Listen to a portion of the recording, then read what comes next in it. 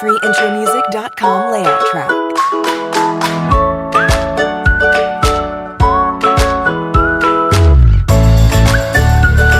This is a demo sound of freeintromusic.com.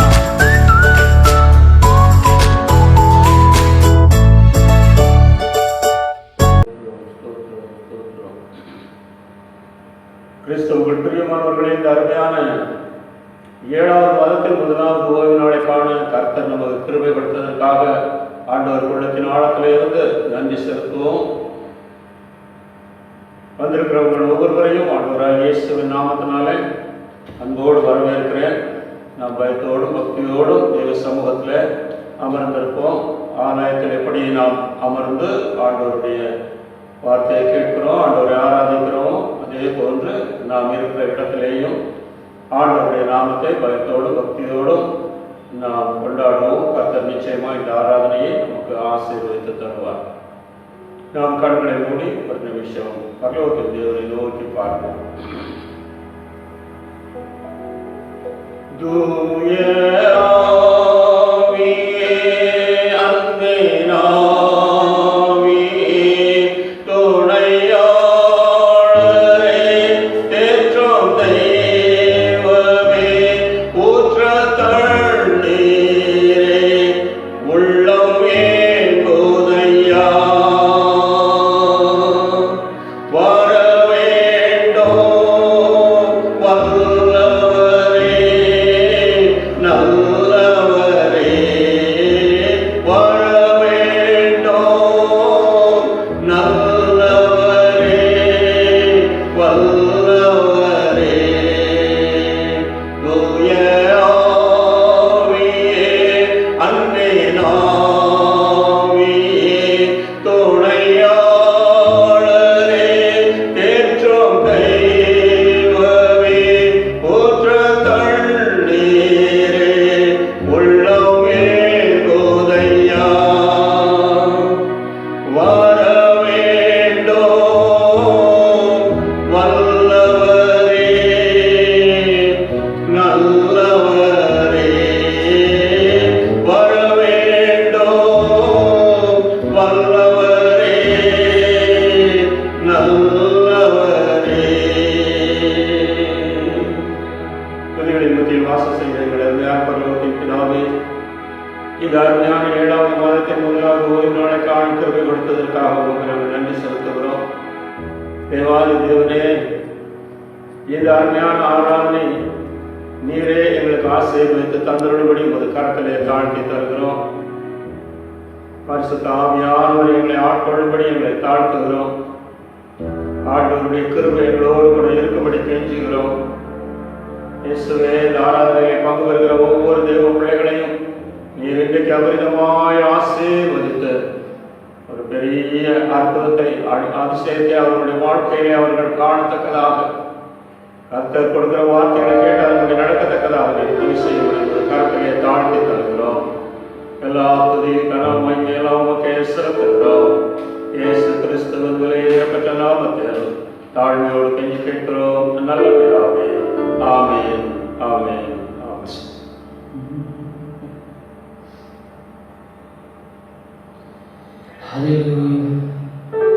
ஹல்லேலூயா. இந்த நாளிலும் ஆண்டவர் நம்ம கொடுத்த கிருபையை எண்ணி நம் ஆண்டவருக்கு நன்றி செலுத்துவோம்.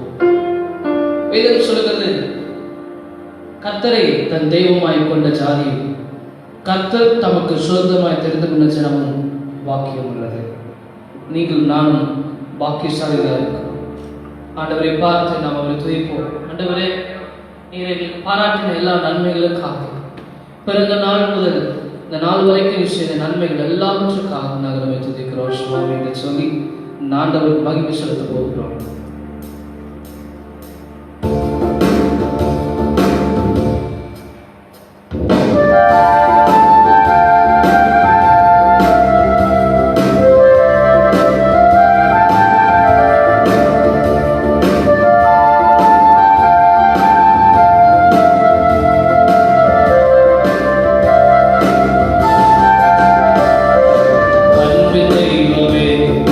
நடத்தும் தெய்வமே,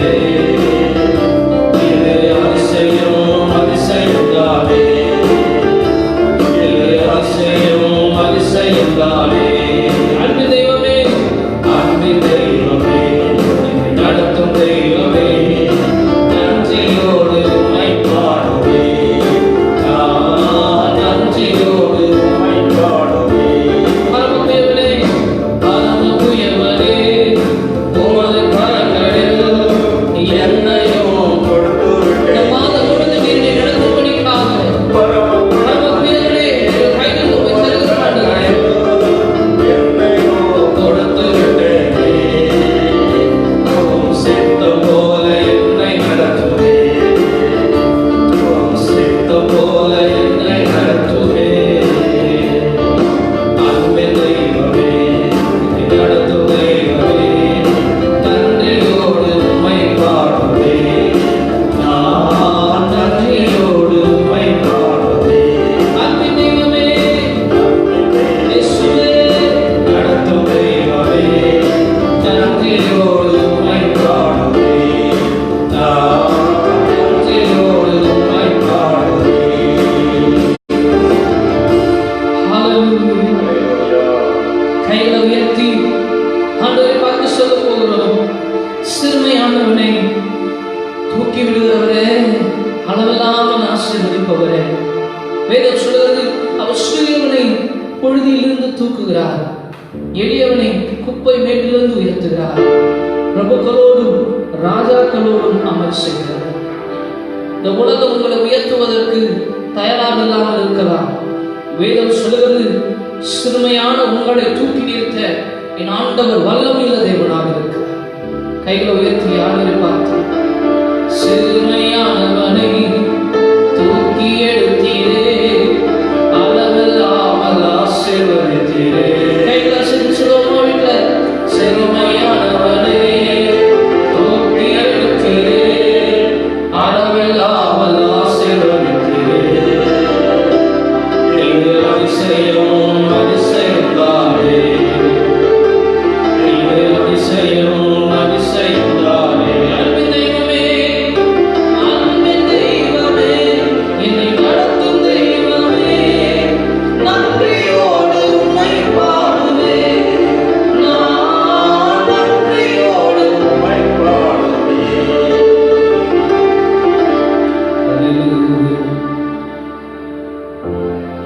எத்தனை பேர் சொல்ல முடியும்? அதுகளில் ஈஸ்வரனை மறக்கவில்லை, அவரை மறவாத தெய்வம்.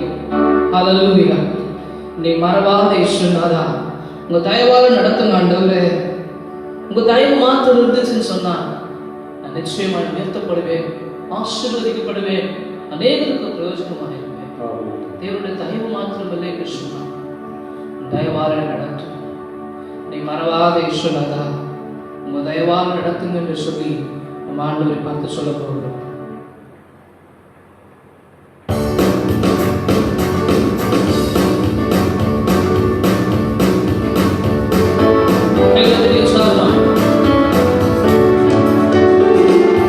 என்னை மறவாதே சுனாதா, உந்த தயவால் என்னை நடத்தும். கேட்போமா? என்னை மறவாதே சுனாதா, உந்த தயவால் என்னை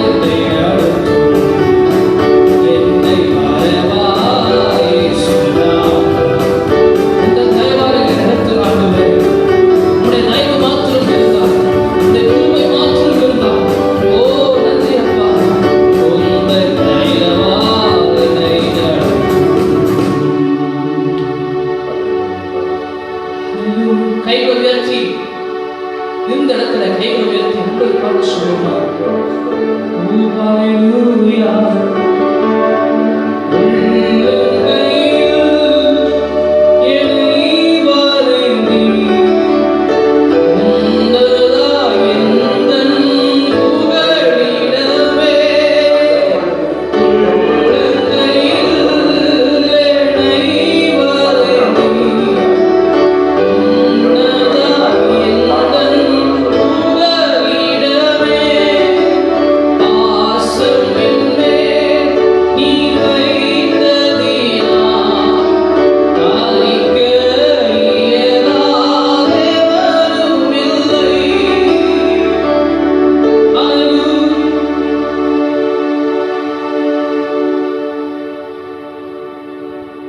நிர்வாணமோ பசி பட்டினியோ நாசமோசமோ நிகழ்காரியமோ வருங்காரியமோ எதுவானாலும் கிறிஸ்துவின் அன்பை விட்டு நீ எதுவும் பிரிக்க முடியாது என்று பவுல் வைராக்கியமாய் சொல்லுகிறார். இதன் அர்த்தம் என்ன? எப்படிப்பட்ட சூழ்நிலைகளை நான் கடந்து சென்றாலும் என்னை மறவாத இயேசுநாதர் அவர் என்னோடு கூட இருக்கும் பொழுது இதை குறித்து கவலைப்பட வேண்டிய அவசியம் இல்லை.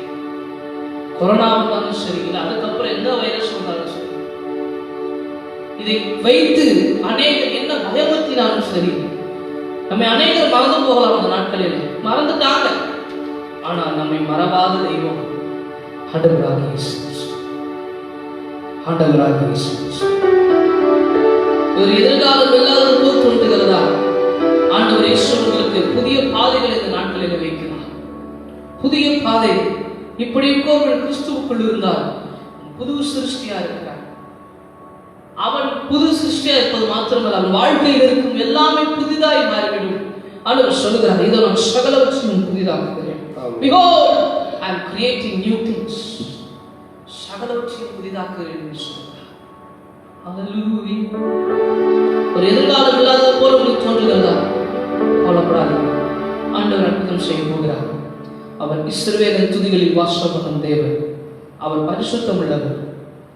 எதிர்காலம் இல்லாமல் ஏங்கி நிற்கிற ஆண்டவரே, நீதான் காலத்தை எங்களுக்காய் படைச்சீங்க ஆண்டவரே. நாங்கள் போய் தேடி உங்ககிட்ட இந்த அற்புதத்தை எதிர்பார்த்து ஏங்கி வந்திருக்கிறோம். அற்புதம் செய்ய பாட்டு சொல்லி கேட்போமா?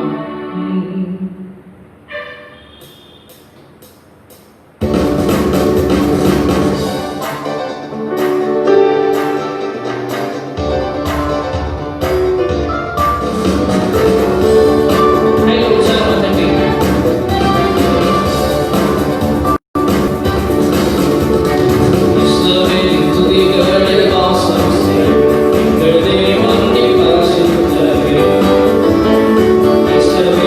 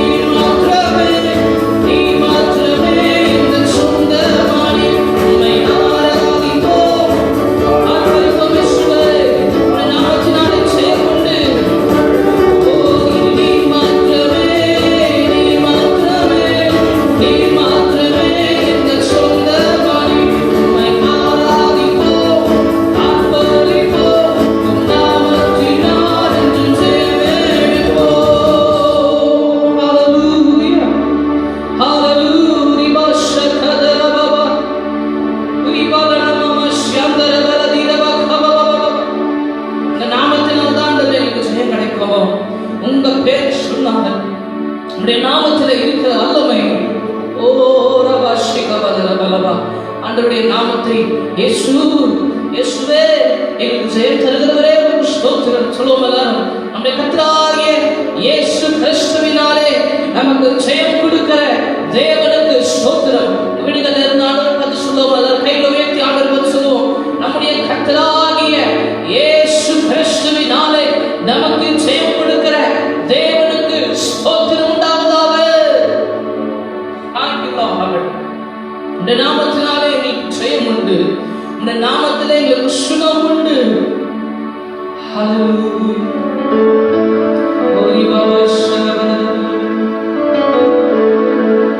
கையை உயர்த்தி நேசிக்கிறே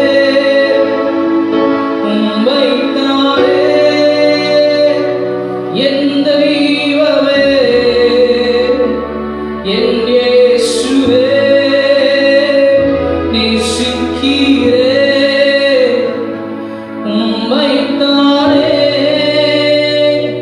என் தெய்வமே என் இயேசுவே. சுகம் உண்டு பலன் உண்டு ஜீவன் உண்டு உம் பாதத்தில். கையை உயர்த்தி சுகம் உண்டு பலன் உண்டு ஜீவன் உண்டு உம் பாதத்தில். நேசிக்கிறே உம்மைத்தானே என் தெய்வமே என் இயேசுவே நேசிக்கிறே உம்மைத்தானே என் தெய்வமே என் இயேசுவே. துக்கம் நீங்கும் துயரம் நீங்கும் துன்பம் நீங்கும் உம் பாதத்தில். சொல்லுமா. துக்கம் நீங்கும் துயரம் நீங்கும் துன்பம் நீங்கும் உம் பாதத்தில். நேசிக்கிறே உம்மைத்தானே என் தெய்வமே என் இயேசுவே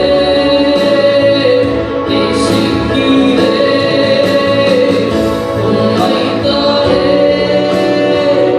என் தெய்வமே என் இயேசுவே. ஆண்டவரே, உம்முடைய நாமத்தினாலே எங்களுக்கு சுகம் உண்டு. உம்முடைய நாமத்தினாலே எங்களுக்கு பலன் உண்டு. ஆண்டவரே, உம்முடைய நாமத்தை கொண்டு நாங்கள் சத்துருவை வீழ்த்துவோம். உம்முடைய நாமத்தை கொண்டு வருகிற எல்லா விதமான காரியங்களை நாங்கள் வீழ்த்துவோம். ஆண்டவரே, எப்படிப்பட்ட வியாதிகள், எப்படிப்பட்ட விக்கனங்கள், எப்படிப்பட்ட விசுவாசின் போராட்டங்கள் எங்கள் வாழ்க்கையில எழுப்பினாலும் உம்முடைய நாமத்தை கொண்டு நாங்கள் இந்த உலகத்தை ஜெயிப்போம். ஆண்டவரே, நீர் எங்களுக்கு சொன்னீரே, இந்த உலகத்தை நீங்கள் மேற்கொள்ள முடியாது காலம் வரீங்களா? நான் உலகத்தை மேற்கொண்டேன். ஹalleluya. இந்த உலகத்தில் உங்களுக்கு உபத்திரம் உண்டு, ஆகிலும் திடன் கொள்ளுங்கள், நான் உலகத்தை ஜெயித்தேன் என்று வைராக்கியம் பாராட்டினேன். உம்முடைய நாமத்தை நாங்கள் ஆராதிக்கிற இந்த நேரத்திலே எல்லா வியாதிகளும் சுகமாவதாக, எல்லா கட்டுகளும் அறுந்து போவதாக. ஆண்டவரே, உம்முடைய நாமத்தை நாங்கள் கொண்டு ஆராதிக்கும் பொழுது கர்த்தரின்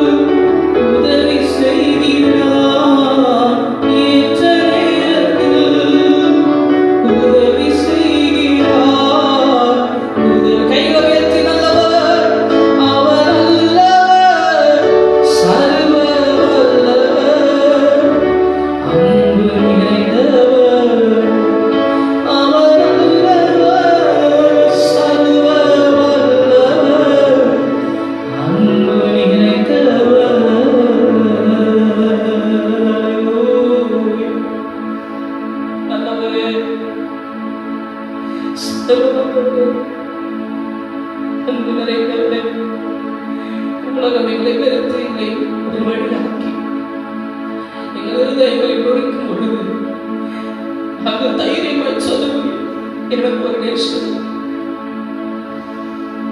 எனக்கு ஒரு நேசம் உண்டு. எனக்கு அருமையானவர்களே, நமக்கு ஒரு நேசம் உண்டு. நமக்காய் சிலுவையில் ஜீவன் தந்த ஒரு நேசம் உண்டு. நம் இருதயத்தில் வியாகுலத்தை அறிந்திருக்கிற ஒரு நேசம் உண்டு. நமக்காக ரோஜாவை போல் தரையிலே மிதியுண்டவராய், ஒரு ரோஜா பூ எப்படி ஒரு மனிதனின் காதலிலே மிதியுண்டு போகுமோ அப்படியாய் ஒரு மிதிக்கப்பட்டார், நொறுக்கப்பட்டார். ஒரு ஏர் கலப்பையை ஒரு நிலம் எப்படி விடுகிறதோ அப்படியாக விழப்பட்ட தெய்வம் நம்முடைய வேதனைகளை அவர் காண்கிறார், அவன் கண்ணீரை அறிந்திருக்கிறார்.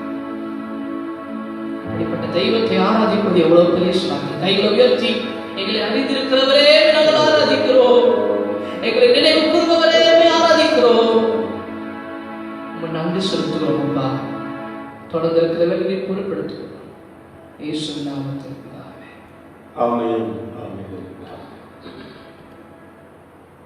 ஆண்டவருடைய பரிசுத்த நாமம் மகிமைப்படுவதாக. இந்த அருமையான ஆராதனை ஆண்டவர் பிரியமான ஆராதனையாக இருக்கிறதற்காக ஆண்டவருக்கு நாம் நன்றி செலுத்துவோம். இந்த இடத்தை நான் எனக்கு ஏற்படுத்தினேன், இவர்கள் என்னுடைய துதியை சொல்லி வருவார்கள் என்று ஆண்டவர் உரிமையோடு சொல்கிறார். நம்மை பார்த்து அவருடைய துதியை நாம் சொல்லி வரும்போது கர்த்தர் நிச்சயமாக என்னுடைய நாமத்தை பிரஸ்தாபம் பண்ணுகிற எந்த ஸ்தானத்திலே நான் வந்து உங்களை ஆசீர்வதிப்பேன் என்று சொல்கிறார். அப்படி இந்த ஓய்வு நாளின் காலையிலே ஆண்டவரை ஆராதிக்கும்படியாய் வந்திருக்கிற தேவ பிள்ளைகள் ஒவ்வொருவரையும் ஆண்டவர் அபரிதமாய் ஆசீர்வதிப்பார். ஆபிரகாமை ஆசீர்வதித்த தேவன் நாம் எண்ணுவதற்கும் நினைப்பதற்கும் அதிகமாய் அவர் செய்ய வல்லமை உள்ளவராக இருக்கிறார். ஆகவே இந்த ஆராதனையில முதன்முறையாக வந்து பங்கு பெற்றிருக்கிற உங்கள் ஒவ்வொருவரையும் நான் அன்போடு வரவேற்கிறேன். இந்த ஒவ்வொரு வாரமும் இந்த நேரலை தொடங்குகிற நாட்கள் வரைக்கும் நீங்கள் இருக்கிற இடத்துல இருந்து இதில் பங்கு பெறுங்கள். கர்த்தர் உங்கள் ஒவ்வொருவரையும் ஆசீர்வதிப்பார்.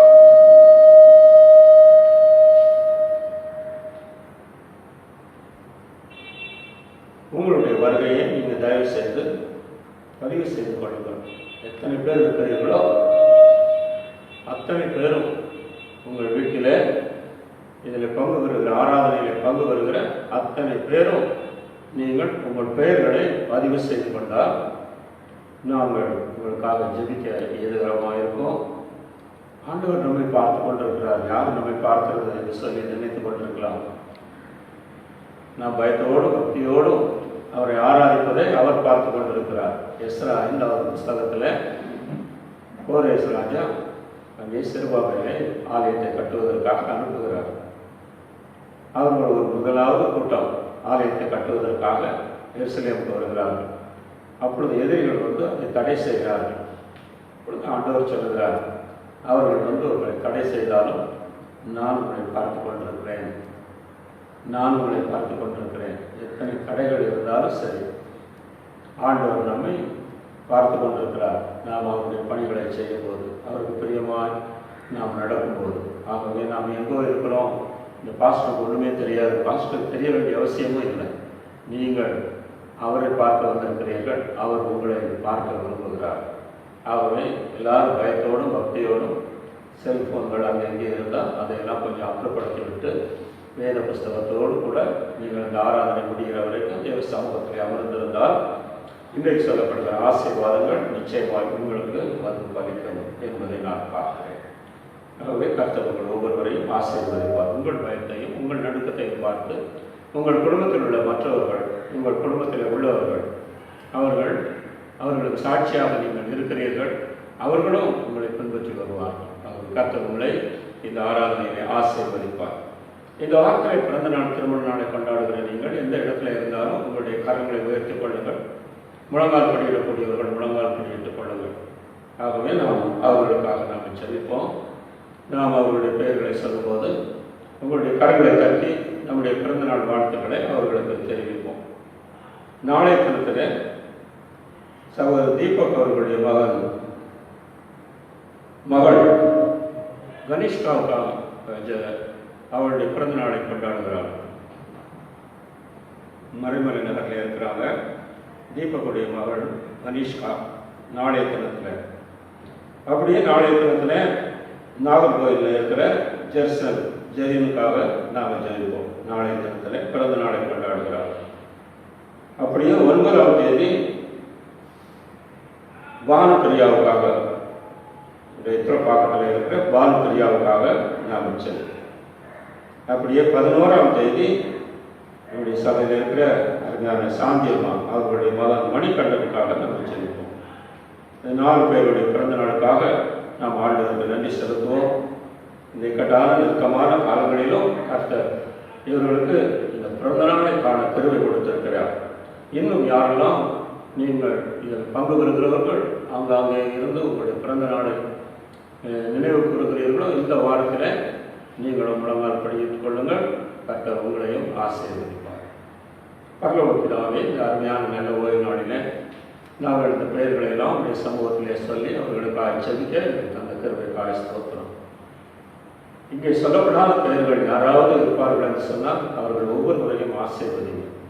அவர்களுடைய பிறந்த நாளாக இருந்தாலும் திருமண நாளாக இருந்தாலும் ஆண்டவர் இந்த வருஷத்தை அவர்களுக்கு நன்மையால் முடிசூட்டி கொடுத்து, கர்த்தாவே, நான் உன்னை பேர் சொல்லி அழைத்திருக்கிறேன், உன்னை நான் என்னுடைய உள்ளங்கையிலே வரைந்து வைத்திருக்கிறேன், நீ என்னுடையவள் என்று சொல்லி உங்களுடைய பிள்ளைகளை நீர் ஆசீர்வதிப்பீராக. இந்த வருடத்தில் 128ஆம் சங்கீதம் 5வது வசனத்திலே பார்க்கிறபடி கர்த்தர் சீயோனிலிருந்து உங்களுடைய பிள்ளைகளை ஆசீர்வதிங்க. இந்த வாரத்தில் பிறந்த நாளை கொண்டாடப்போகிற ஒவ்வொரு பிள்ளைகளையும் ஆசீர்வதிப்பீராக. தீபக்குடைய மகனுக்காக கணேஷ்காவுக்காக ஜெபிக்கிறோம்.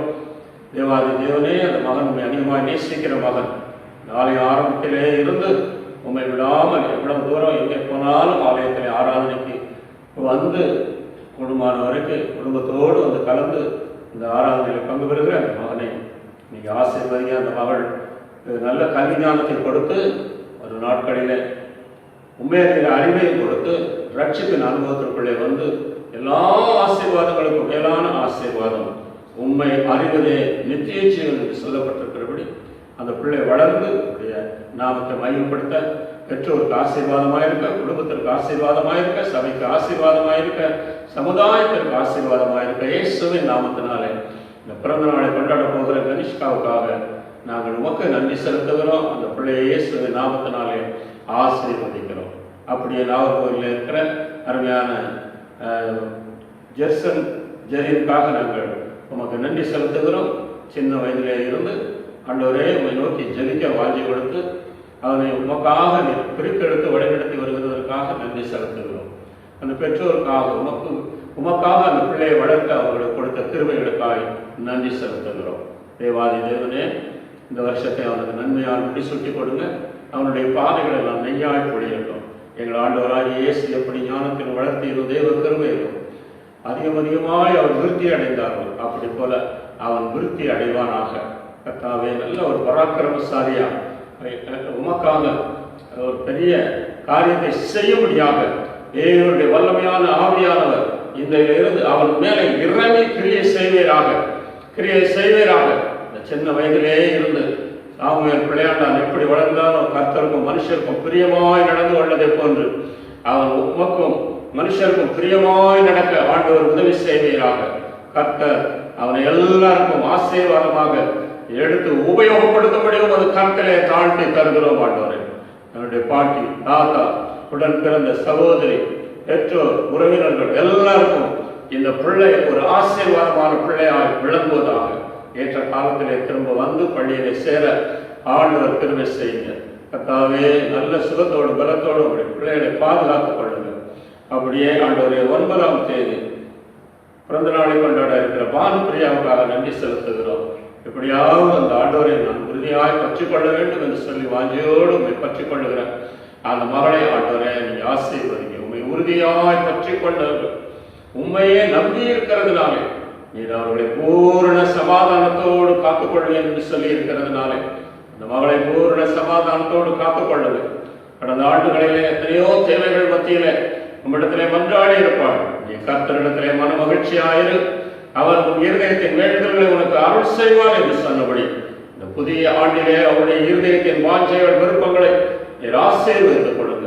நீ கர்த்தராகிய இயேசு கிறிஸ்துவை விசுவாசி, அப்பொழுது நீயும் உன் வீட்டாரும் ரட்சிக்கப்படுவீர்கள் என்று சொன்னபடி இந்த கணவர், பிள்ளைகள், அவள் பெற்றோர், உறவினர்கள் எல்லாரும் ரட்சிக்கப்படத்தக்கதாக தேவரே நீர் பெரிய காரியத்தை செய்யுங்க, குடும்பத்தை ஆசீர்வதித்து நடத்துங்க ஐயா. அப்படியே அருமையான சாந்தியம்மாவுடைய மகன் மணிகண்டனுக்காக நாங்கள் ஜெபிக்கிறோம். கர்த்தாவே, வருஷத்தை நீர் நன்மையால் முடிசூட்டி கொடுக்கிறவர், வருஷத்தை நீர் ஆசீர்வதித்து கொடுக்கிறவர். இந்த அருமையான பிள்ளை இந்த வயதில் ஆண்டவரே உம்மை விட்டு தூரமாய் போய் கர்த்தாவே உம்மை மறக்கிறவர்கள் நரகத்திலே தள்ளப்படுவார்கள் என்று சொல்லப்பட்டிருக்கிறது. அப்படி இந்த வாலிப வயதிலே உம்மை மறக்காமல் உன்னை சிருஷ்டித்த தேவனை நினைவு கூறும்படி நீர் சொல்லி இருக்கிறேன். உன் சிருஷ்டிகளை நினைவு சொல்லி இருக்கிறேன். அப்படிப்பட்ட ஒரு திருப்பத்தை இந்த புதிய வருஷத்திலே கர்த்தர் கட்டளையிட்டு அவனை ஆசீர்வதிப்பீராக. அவனுடைய தாயாரை ஆசீர்வதிங்க. பிறந்த சகோதரியுடைய குடும்பம் எல்லாரையும் ஆண்டவர் ஆசீர்வதித்து பிள்ளைகளும் சாட்சியாக ஜீவிக்க கர்த்தர் கிருபை செய்யும். அவனுடைய செய்கிற வேலைகளையும் கையின் பிரயாசங்களையும் ஆசீர்வதித்து அவருடைய தேவைகளை எல்லாம் சந்திப்பீராக. நமக்கு நன்றி செலுத்துகிறோம். யாரெல்லாம் கரங்களை உயர்த்தி தங்களுடைய பிறந்த நாளை நினைவு கூர்ந்து ஜெபிக்க வாஞ்சித்து இந்த நேரத்தில் முழங்கால் படியிட்டு இருக்கிறார்களோ அவர்கள் ஒவ்வொருவருக்காகவும் நாங்கள் ஜெபிக்கிறோம். உள்நாட்டிலேயும் வெளிநாட்டிலேயும் வெளி மாநிலங்களிலேயும் இருக்கிற எல்லா தெய்வ பிள்ளைகளையும் கர்த்தர் நாமே ஆசீர்வதிப்பீராக. அப்படியே வருகிற 7ஆம் தேதி தங்களுடைய திருமண நாளை நினைவு கூறுகிற அருண் ரோசலினுக்காக நாங்கள் ஜெபிப்போம். பரலோக பிதாவே, இந்த அருண் ரோசலினுக்காக நாங்கள் ஜெபிக்கிறோம். இந்த பிள்ளை இந்த ஆலயத்திலே வளர்ந்து உண்மை ஏற்றுக்கொண்டு உடைய பிள்ளையாய் ஆண்டவரே இந்த நாளிலே குடும்பமாய் பிள்ளைகளோடு கூட ஜீவிக்க நீர் கிருபை கொடுத்திருக்கிறீர். அதற்காக ஸ்தோத்திரம். அருணுக்காக நன்றி செலுத்துகிறோம். கொடுத்த தாளந்துகளை உங்களுக்கு உபயோகப்படுத்த நீர் கொடுத்த கிருபைக்காக ஸ்தோத்திரம். எத்தனையோ பாடுகள் வாரங்கள் கடந்து வந்த பாதைகள் ஆண்டவரே எல்லாம் முட்களும் வேதனைகளும் நிறைந்த நாட்களாக இருக்கலாம். ஆனால் தேவரீர் எங்களை சிறுமைப்படுத்தின நாட்களுக்கும் நாங்கள் துன்பத்தை கண்ட வருஷங்களுக்கும் சரியாய் எங்களை மகிழ்ச்சியாகும் என்று சொல்லி மோசே பக்தன் கதறியதைப் போல தேவரீர் தாமே உங்களுடைய பிள்ளைகள் இந்த வருகிற வருஷம் அவர்களை மகிழ்ச்சியின் வருஷமாக நீங்கள் மாற்றிக் கொடுக்கும்படியாக நாங்கள் ஜெபிக்கிறோம். அவருடைய 2 பேருடைய தாயாருக்காகவும் தகப்பனாருக்காகவும் நாங்கள் ஜெபிக்கிறோம். விசேஷமாக அவருடைய தகப்பனாருக்காக நாங்கள் ஜெபிக்கிறோம். கர்த்தர் தாமே அவருக்கு ஒரு தெய்வீக சுகத்தை கட்டளையிட்டு பாதுகாத்துக் கொள்வீராக. அவருடைய பிள்ளைகளுக்காக நன்றி செலுத்துகிறோம்.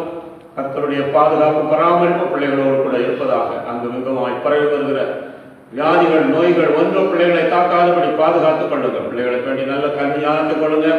இந்த அருமையான குடும்பத்திற்கு தேவையான சகல ஆண்டவரே தேவைகளையும் நீர் சந்தித்தருளும்படியாக நாங்கள் ஜெபிக்கிறோம். பிள்ளைகள் கைட்டு செய்யும் வேலைகளையும் கையின் பிரயாசங்களையும் நீர் ஆசீர்வதித்து கொடுத்தரணும். ஆசீர்வதித்து கொடுத்தரணும். வாதிகள் கூடாரத்தை அணுகாது பொல்லாப்பு உனக்கு நேரிடாது என்று சொன்னபடி இந்த வருஷம் இனி வருகிற நாட்களும் பிள்ளைகளுக்கு ஆசீர்வாதமான நாட்களாக இருக்க கர்த்தர் கிருபை செய்வீராக. அல்லேலூயா. 128ஆம் சங்கீதத்திலே பார்க்கிறபடியே கர்த்தருக்கு பயந்து அவர் வழிபடி நடக்கிற மனுஷன் எவனோ அவன் பாக்கியவான். கையின் பிரயாசங்களை அவன் சாப்பிடுவான். அவன் மனைவி வீட்டோரங்களிலே திராட்சை கொடியை போல கனிதனும் திராட்சை கொடியை போல இருப்பாள். பிள்ளைகள் ஒலிமர கன்றுகளைப் போல பந்தியை சுற்றி இருப்பார்கள் என்று சொல்லி இருக்கிறபடி கர்த்தர் இந்த புதிய வருஷத்திலே பிள்ளைகளை ஆசீர்வதியும் சகல தேவைகளையும் சந்திங்க. இன்னும் யாரெல்லாம் ஆண்டவரே தங்கள் திருமண நாளை நினைவு கூர்ந்து தங்கள் கரங்களை உயர்த்தி இருக்கிறார்களோ அவர்கள் ஒவ்வொருவரையும் இயேசுவின் நாமத்திலே ஆசீர்வதிக்கிறோம். கர்த்தருடைய ஆசீர்வாதம் அந்த குடும்பத்திலே தங்கி இருப்பதாக. உம்முடைய சமூகம் இந்த புதிய வருஷத்திலே அவர்களை நடத்துவதாக. உம்முடைய கரங்களை உம்முடைய பிள்ளைகளுடைய கரங்களை பிடித்து பயப்படாதே நான் உன்னோடு கூட இருக்கிறேன் என்று சொல்லி இந்த புதிய வருஷத்தை நன்மையும் பாக்கியமான வருஷமாய் ஆசீர்வதித்து கொடுங்க. சூழ்நிலைகளை பார்க்கும்போது எங்களுக்கு எந்த விதமான ஆதரவும் அதில் இல்லை. ஆனால் எல்லாவற்றையும் சூழ்நிலைகளை எல்லாம் மாற்றுகிறவர் நீர். கர்த்தருடைய காக்கும் கரம் உடைய பிள்ளைகளை அணைத்துக் கொள்வதாக ஆசீர்வதிப்பதாக. இயேசுவின் நாமத்தில் ஜெபிக்கிறோம் நல்ல பிதாவே. ஆமென். ஆமென். இப்படி இந்த வேளையிலே நம்முடைய தேசத்திற்காக நாம் ஜெபிப்போம். தேசத்தின் சூழ்நிலைகள் எல்லாவற்றையும் நாம் அறிந்திருக்கிறோம். ஒரு வாரத்தோடு எல்லாரும் முழங்கால் படிக்கக்கூடியவர்கள் எல்லாரும் முழங்கால் படியிட்டுக் கொள்வோம். தேசத்திலே கர்த்தர் பெரிய காரியங்களை செய்ய நாம் தான் காரணமாக இருக்கிறோம். தேசமே பயப்படாதே, கர்த்தர் பெரிய காரியங்களை செய்வார். நாம் நம்மை தாழ்த்தி நம்முடைய பொல்லாத வழிகளை விட்டு திரும்பி ஜெபம் பண்ணி அவருடைய முகத்தை தேடும்போது அவர் நம்முடைய ஜெபத்தை கேட்டு நம்முடைய தேசத்துக்கு சேமத்தை கொடுப்பேன் என்று வாக்கு கொடுத்திருக்கிறதுனால உள்ளத்தின் ஆழத்திலிருந்து நாம் செலுத்துவோம். பரலோகத்தினாலும் இந்த அருமையான நல்ல ஜெப வேலைக்காக நமக்கு நன்றி அப்பா. இந்த ஆராதனை வேளையிலே அவப்பனேயுடைய பாதத்திலே நாங்கள் எங்கள் தேசத்திற்காக நாங்கள் செபிக்கிறோம். தேசத்தின் ஆசீர்வாதத்திற்கு நாங்கள் காரணமாய் இருக்கும்படி எங்களை வைத்திருக்கிறீர்கள். அதற்காக ஸ்தோத்திரம். இந்த தேசத்திலே வந்த எத்தனையோ விதமான ஆண்டவரை பாழ்கடிப்புகள், பயங்கரமான கொள்ளை நோய்கள், இயற்கையின் சீற்றங்கள் எல்லாமே எங்களுக்கு ஒரு தண்டனையாக இருக்கிறது என்பதை நாங்கள் பார்க்கிறோம் வேதத்தின் மூலமாய். இந்த வேளையிலே நாங்கள் நம்முடைய வேதத்திலே சொல்லப்பட்டிருக்கிறபடி 2 நாளாகவும் 7ஆம் அதிகாரம் 14 சொல்லப்பட்டிருக்கிறபடியே நாங்கள் எங்களை தாழ்த்துகிறோம். ஆண்டவரே இயேசுவே, நாங்கள் எங்களை தாழ்த்துகிறோம் உடைய சமூகத்தில். இயேசுவே, சரீர பிரகாரமாக ஆவிக்குரிய பிரகாரமாக எங்களை நாங்கள் தாழ்த்துகிறோம், கீழ்ப்படுகிறோம் உடைய வார்த்தைகளுக்கு. எங்களுடைய பொல்லாத வழிகளை விட்டு நாங்கள் திரும்புகிறோம். எங்கள் மேல் மனம் இறங்கும், எங்கள் மேல் மனம் இறங்கும் ஆண்டவரே. இந்த நாளிலே இதுவரைக்கும் எங்கள் தேசத்தை பாதுகாத்து வழிநடத்தி வருகிறதற்காக நாங்கள் நன்றி செலுத்துகிறோம். ஆகார குறைவில்லாதபடிக்கு, பஞ்சம் இல்லாதபடிக்கு தேசத்தை பாதுகாத்து வருகிறீரே, அதற்காக எனக்கு நன்றி ஆண்டவரே. 4 மாதங்களுக்கு மேலாக வேலை இல்லாவிட்டாலும், தொழில்கள் இல்லாவிட்டாலும், ஆண்டவரே வியாபாரங்கள் எல்லாம் நடைபெறாவிட்டாலும், எல்லாமே அப்படி ஸ்தம்பித்து நின்று விட்டாலும் நீர் இன்னும் எங்களுக்கு இந்த தேசத்திலே ஆகாரத்தை நீர் தான் வைத்திருக்கிறீர் ஆண்டவரே. அல்லேலூயா. மனிதன் பெருமைப்படுத்திக் கொள்ள அவனுக்கு ஒன்றுமே இல்லை. பூமி தன் பலனை படுப்பதற்கு நீர் தான் கிருபை செய்திருக்கிறீர். வானம் பனியை பொழிவதற்கு நீர் தான் கிருபை செய்திருக்கிறீர். அதற்காக நன்றி செலுத்துகிறோம். தேவாதி தேவனே, இந்த வேளையிலே நாங்கள் எங்களை தாழ்த்தி உமது கரத்திலே தருகிறோம். கர்த்தாவே, இந்த பயங்கரமான கொள்ளை நோயிலிருந்து நீர் ஒரு விடுதலை கொடுக்கும்படியாக செபிக்கிறோம் ஆண்டவரே. இன்னைக்கு ஒரு அற்புதத்தை செய்யுங்க. மனிதன் தன்னுடைய ஞானத்தின்படி பல பல திட்டங்களை இட்டு ஒரு திட்டங்களும் வாய்க்காமல் போய் கடைசியிலே ஊரடங்கு சட்டம் என்று ஒன்றை ஏற்படுத்தி அது நாங்கள் ஏற்படுகிற எல்லா பாடுகளையும் நம்முடைய ஜனங்கள் அனுபவித்துக் கொண்டிருக்கிறதை நாங்கள் பார்க்கிறோம். கர்த்தர் கிருபையாக இறங்கி இரக்கமுள்ள தேவன், இரக்கத்தில் ஐஸ்வர்யம் உள்ளவர். நம்முடைய ஜனங்களுக்கு இறங்குவீராக. வேலையை இழந்து போயிருக்கிறார்கள் ஆண்டவரே, வியாபாரத்தை இழந்து போயிருக்கிறார்கள் ஐயா, வருமானம் இல்லாமல் தத்தெடுத்துக் கொண்டிருக்கிறார்கள். வீட்டிற்கு வாடகை கொடுக்க வேண்டுமே, மின்சாரம் கட்டணம் கட்ட வேண்டுமே, ஆகாரத்திற்கான தேவைகளை பார்க்க வேண்டுமே என்று வாடி வதங்கி இருக்கிற ஒவ்வொரு தேவ பிள்ளைகளையும் ஆண்டவர் இந்த நாளிலே நினைத்தருளுவீராக. நீர் எங்களை நினைக்கிற தேவன். சிலவே ஜனங்கள் நெருக்கப்பட்ட போது, ஒடுக்கப்பட்ட போது அவர்கள் நம்மை நோக்கி கூப்பிட்டார்கள், நீர் அவர்களை நினைத்தீர் என்று சொல்லி பார்க்கிறோம். நினைத்து ஒரு பெரிய விடுதலையை கொடுத்தீர் ஆண்டவரே. மனிதனுடைய திட்டங்கள் அபத்தமாகட்டும் இந்த காரியத்திலே, இது தேவன் அனுமதித்தது என்பதை உணரத்தக்கதாக யார் அனுமதித்தார்களோ அவரே இதை திரும்ப பெற்றுக் கொள்வார் என்பதை நாங்கள் வேதத்திலே அறிந்து கொண்டு ஆண்டவரே. அல்லேலூயா. தாவீது ராஜாவிற்கு கொடுத்த தண்டனை தேசத்தை பாதித்ததை பார்க்கிறோம். ஐயோ, நான் தானே குற்றம் செய்தேன், இந்த ஆடுகள் என்ன செய்தது என்று கதறினான். ஆண்டவரே, அந்த கொள்ளை நோயில் இருந்து ஒரு பெரிய விடுதலையை கொடுத்தேன். அப்படி திருச்சபையாய் நாங்கள் ஒன்று கூடி இந்த இடத்துல வராவிட்டாலும் ஆங்காங்கே கூடியிருக்கிற நாங்கள் ஆவியிலே ஒன்றுபட்டு இந்த வேளையிலே நாங்கள் பாரத்தோடு மனபாரத்தோடு கூட நாங்கள் செபிக்கிறோம். ஆண்டவரே, எங்கள் தேசத்திலே ஒரு பெரிய விடுதலையை கொடுங்க ஆண்டவரே, பெரிய விடுதலையை கொடுங்க ஐயா. இவர்களுடைய ஆலோசனைகளும் இவர்களுடைய திட்டங்களும் இந்த காரியத்திலே ஆண்டவரே மாறுதலாய் முடிய நீர் ஒரு அற்புதத்தை இன்றைக்கே செய்வீராக. இன்றைக்கே ஒரு மாறுதலை கொண்டு வருவீராக. இவர்களுடைய திட்டங்கள் நம்முடைய திட்டங்களினாலே அல்ல, தேவன் ஒருவர் இருக்கிறார் என்பதை அறிந்து கொள்ளத்தக்கதாக ஆண்டவர் நீர் பெரிய காரியங்களை செய்வீராக. எங்கள் தேசத்திலே ஆண்டவரே வந்த இந்த கொள்ளை நோய் எப்படி வந்ததோ அப்படியே அது திரும்ப போக கர்த்தர் உதவி செய்வீராக. ஆராதனை கூடங்கள் திறக்கப்படுவதாக, சபைகள் திறக்கப்படுவதாக, ஊழியர்கள் நடைபெறுவதாக, தெருத்தருமாக சுவிசேஷம் அறிவிக்கும் காலமாக இதை மாற்றி கொடுக்கும்படியாக நாங்கள் செபிக்கிறோம். ஆண்டவரே, தேவாதி தேவனே, நீர் கிருபை செய்யுங்க, கிருபை செய்யுங்க. நாங்கள் கதறி நிற்கிறோம் இந்த வேளையிலே. இயேசுவே, இந்த வியாதியின் காரணமாக, இந்த கொள்ளை நோயின் காரணமாக குடும்பத்தில் தனிமைப்படுத்தப்பட்ட பிள்ளைகள் ஆண்டவரே எத்தனை பேர் ஆண்டவரே ஒரு நம்பிக்கை இல்லாமல் சோர்ந்து போயிருப்பார்களே ஆண்டவர், நம்பிக்கையின் தேவனுடைய பிள்ளைகளுக்கு நீர் கிருபை செய்வீராக, கிருபை செய்வீராக. எந்த டெஸ்ட் எடுத்திருந்தாலும் எல்லாம் நெகட்டிவாய் மாற உதவி செய்வீராக. இந்த நாளிலே தேவனால் கூடாதது ஒன்றுமே இல்லை ஆண்டவரே, தேவனால் கூடாதது ஒன்றுமே இல்லை. கர்த்தாவே, சிகிச்சை பெற்றுக் கொண்டிருக்கிற ஒவ்வொரு தேவ பிள்ளைகளுக்கும் நல்ல சிகிச்சைகள் கிடைக்க உதவி செய்யுங்க. நம்முடைய பிள்ளைகளை பராமரித்து வழிநடத்தத்தக்கதாக வைத்தியர்களுக்காய் கொடுத்த கிருபைகளுக்கு நன்றி செலுத்துகிறோம். செவிலியர்களுக்கு கொடுத்த கிருபைக்காய் நன்றி செலுத்துகிறோம் ஆண்டவரே. உதவி பணியாளர்கள், துப்புரவு பணியாளர்கள், காவலர்கள் எல்லாருக்கும் கொடுத்த கிருபைகளுக்காக உமக்கு நன்றி செலுத்துகிறோம். அரசு துறை சார்ந்த அதிகாரிகள் எல்லாருக்காகவும் நாங்கள் நன்றி செலுத்துகிறோம்.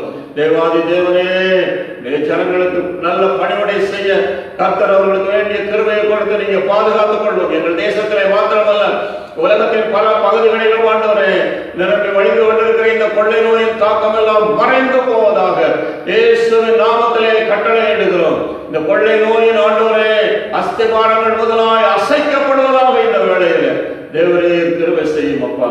உலக நாடுகள் எல்லாவற்றிலும் ஒரு விடுதலையை கொடுத்து கர்த்தர் நீர் நான் தேவன், நான் பரிகாரியான கர்த்தர் என்று எல்லாரும் அறிந்து கொள்ளத்தக்கதாக ஆண்டவர் கிருபை செய்வீராக, கிருபை செய்வீராக.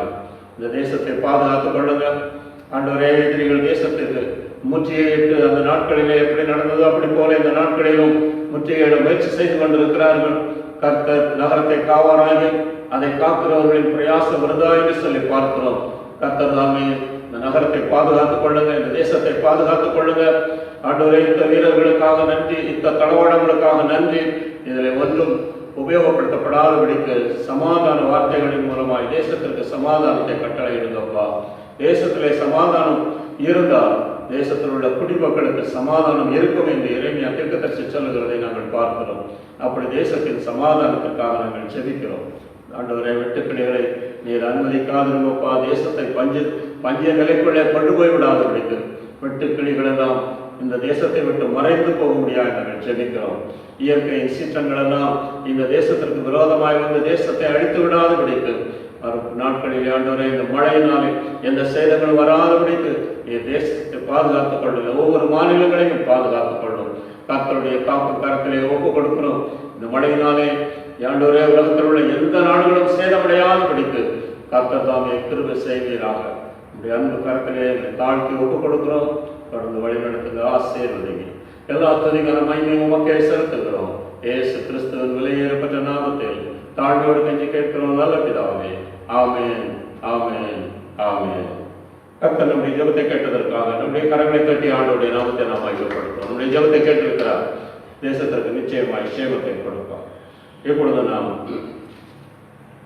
வேதத்திலிருந்து ஒரு பகுதியை வாசிக்க கேட்கிறோம்.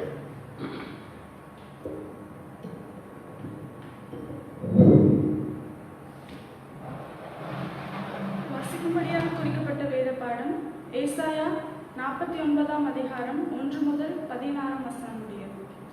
ஏசாயா 49 அதிகாரம் 1 முடிய 16ஆம் வசனம் முடிய. தீவுகளே எனக்கு செவி கொடுங்கள், தூரத்தில் இருக்கிற ஜனங்களே கவனியுங்கள். தாயின் கர்ப்பத்தில் இருந்தது முதல் கர்த்தர் என்னை அழைத்து, நான் என் தாயின் வயிற்றில் இருந்து அழைத்து இருக்கையில் என் நாமத்தை பிரஸ்தாபப்படுத்தினார். அவர் என் வாயை கூர்மையான பட்டயமாக்கி தமது கரத்தின் நிழலினால் என்னை மறைத்து என்னை துருகலமான அம்பாக்கி என்னை தமது அம்பார தூணிலே மூடி வைத்தார். அவர் என்னை நோக்கி, நீ என் தாசன் இஸ்ரவேலே, நான் உன்னை மகிமைப்படுவேன் என்றார். அதற்கு நான், விருதாவாய் உழைக்கிறேன், வீணும் வியர்த்துமுமாய் என் பலனை செலவழிக்கிறேன். ஆகிலும் என் நியாயம் கர்த்தரிடத்திலும் என் பலன் என் தேவனிடத்திலும் இருக்கிறது என்று சொன்னேன். யாக்கோபை தம்மிடத்தில் திருப்பும்படி என் தாயின் கர்ப்பத்தில் இருந்தது முதல் கர்த்தர் தமக்கு தாசனாக என்னை உருவாக்கினார். இஸ்ரவேலோ சேராதே போகிறது. ஆகிலும் கர்த்தருடைய பார்வையில் கனமடைவேன். என் தேவன் என் பலனாயிருப்பார். யாக்கோபின் கோத்திரங்களை எழுப்பவும் இஸ்ரவேலில் காக்கப்பட்டவர்களை திருப்பவும் நீர் எனக்கு தாசனாயிருப்பதும் அற்ப காரியமாய் இருக்கிறது. நீர் பூமியின் கடைசி பரியந்தமும் என்னுடைய ரட்சிப்பாய் இருக்கும்படி உம்மை ஜாதிகளுக்கு ஒளியாகவும் வைப்பேன் என்கிறார். இஸ்ரவேலின் மீட்பரும் அதன் பரிசுத்தரும் ஆகிய கர்த்தர் மனுஷரால் அசட்டை பண்ணப்பட்டவரும் ஜாதியாரால் அருவருக்கப்பட்டவரும் அதிகாரிகளுக்கு ஊழியக்காரருமாய் இருக்கிறவரை நோக்கி, உண்மையுள்ள கர்த்தர் நித்தமும் உம்மை தெரிந்து கொண்டு இஸ்ரவேலின் பரிசுத்த நித்தமும் ராஜாக்கள் கண்டு எழுந்திருந்து பிரபுக்கள் பணிந்து கொள்வார்கள் என்று சொல்லுகிறார். பின்னும் கர்த்தர் அனுகிரக காலத்திலே நான் உமக்கு செவி கொடுத்து இரட்சணிய நாளிலே உமக்கு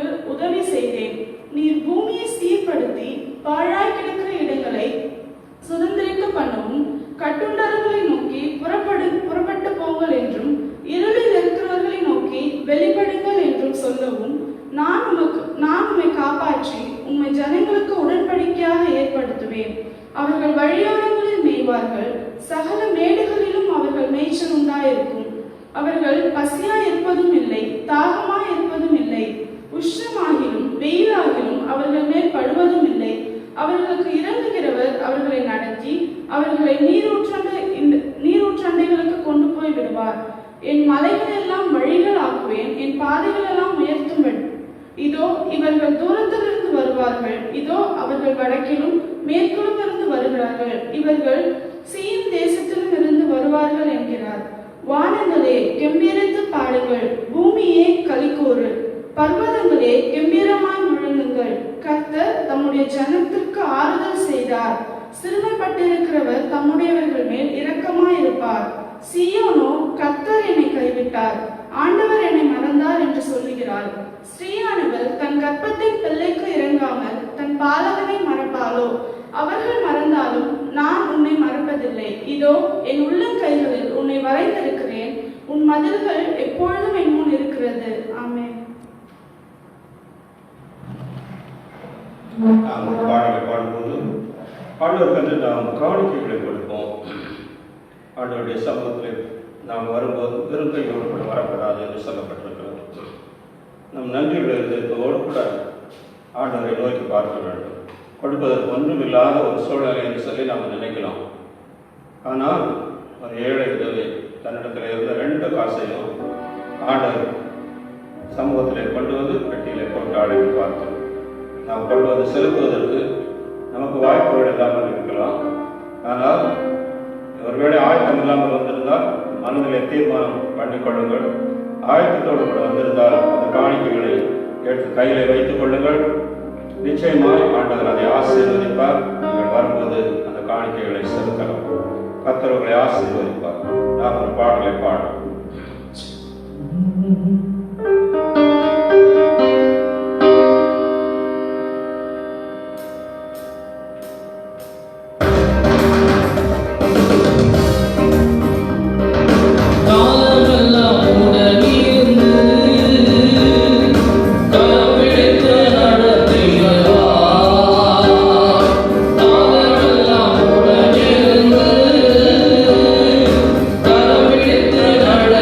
நடத்திடுவார்.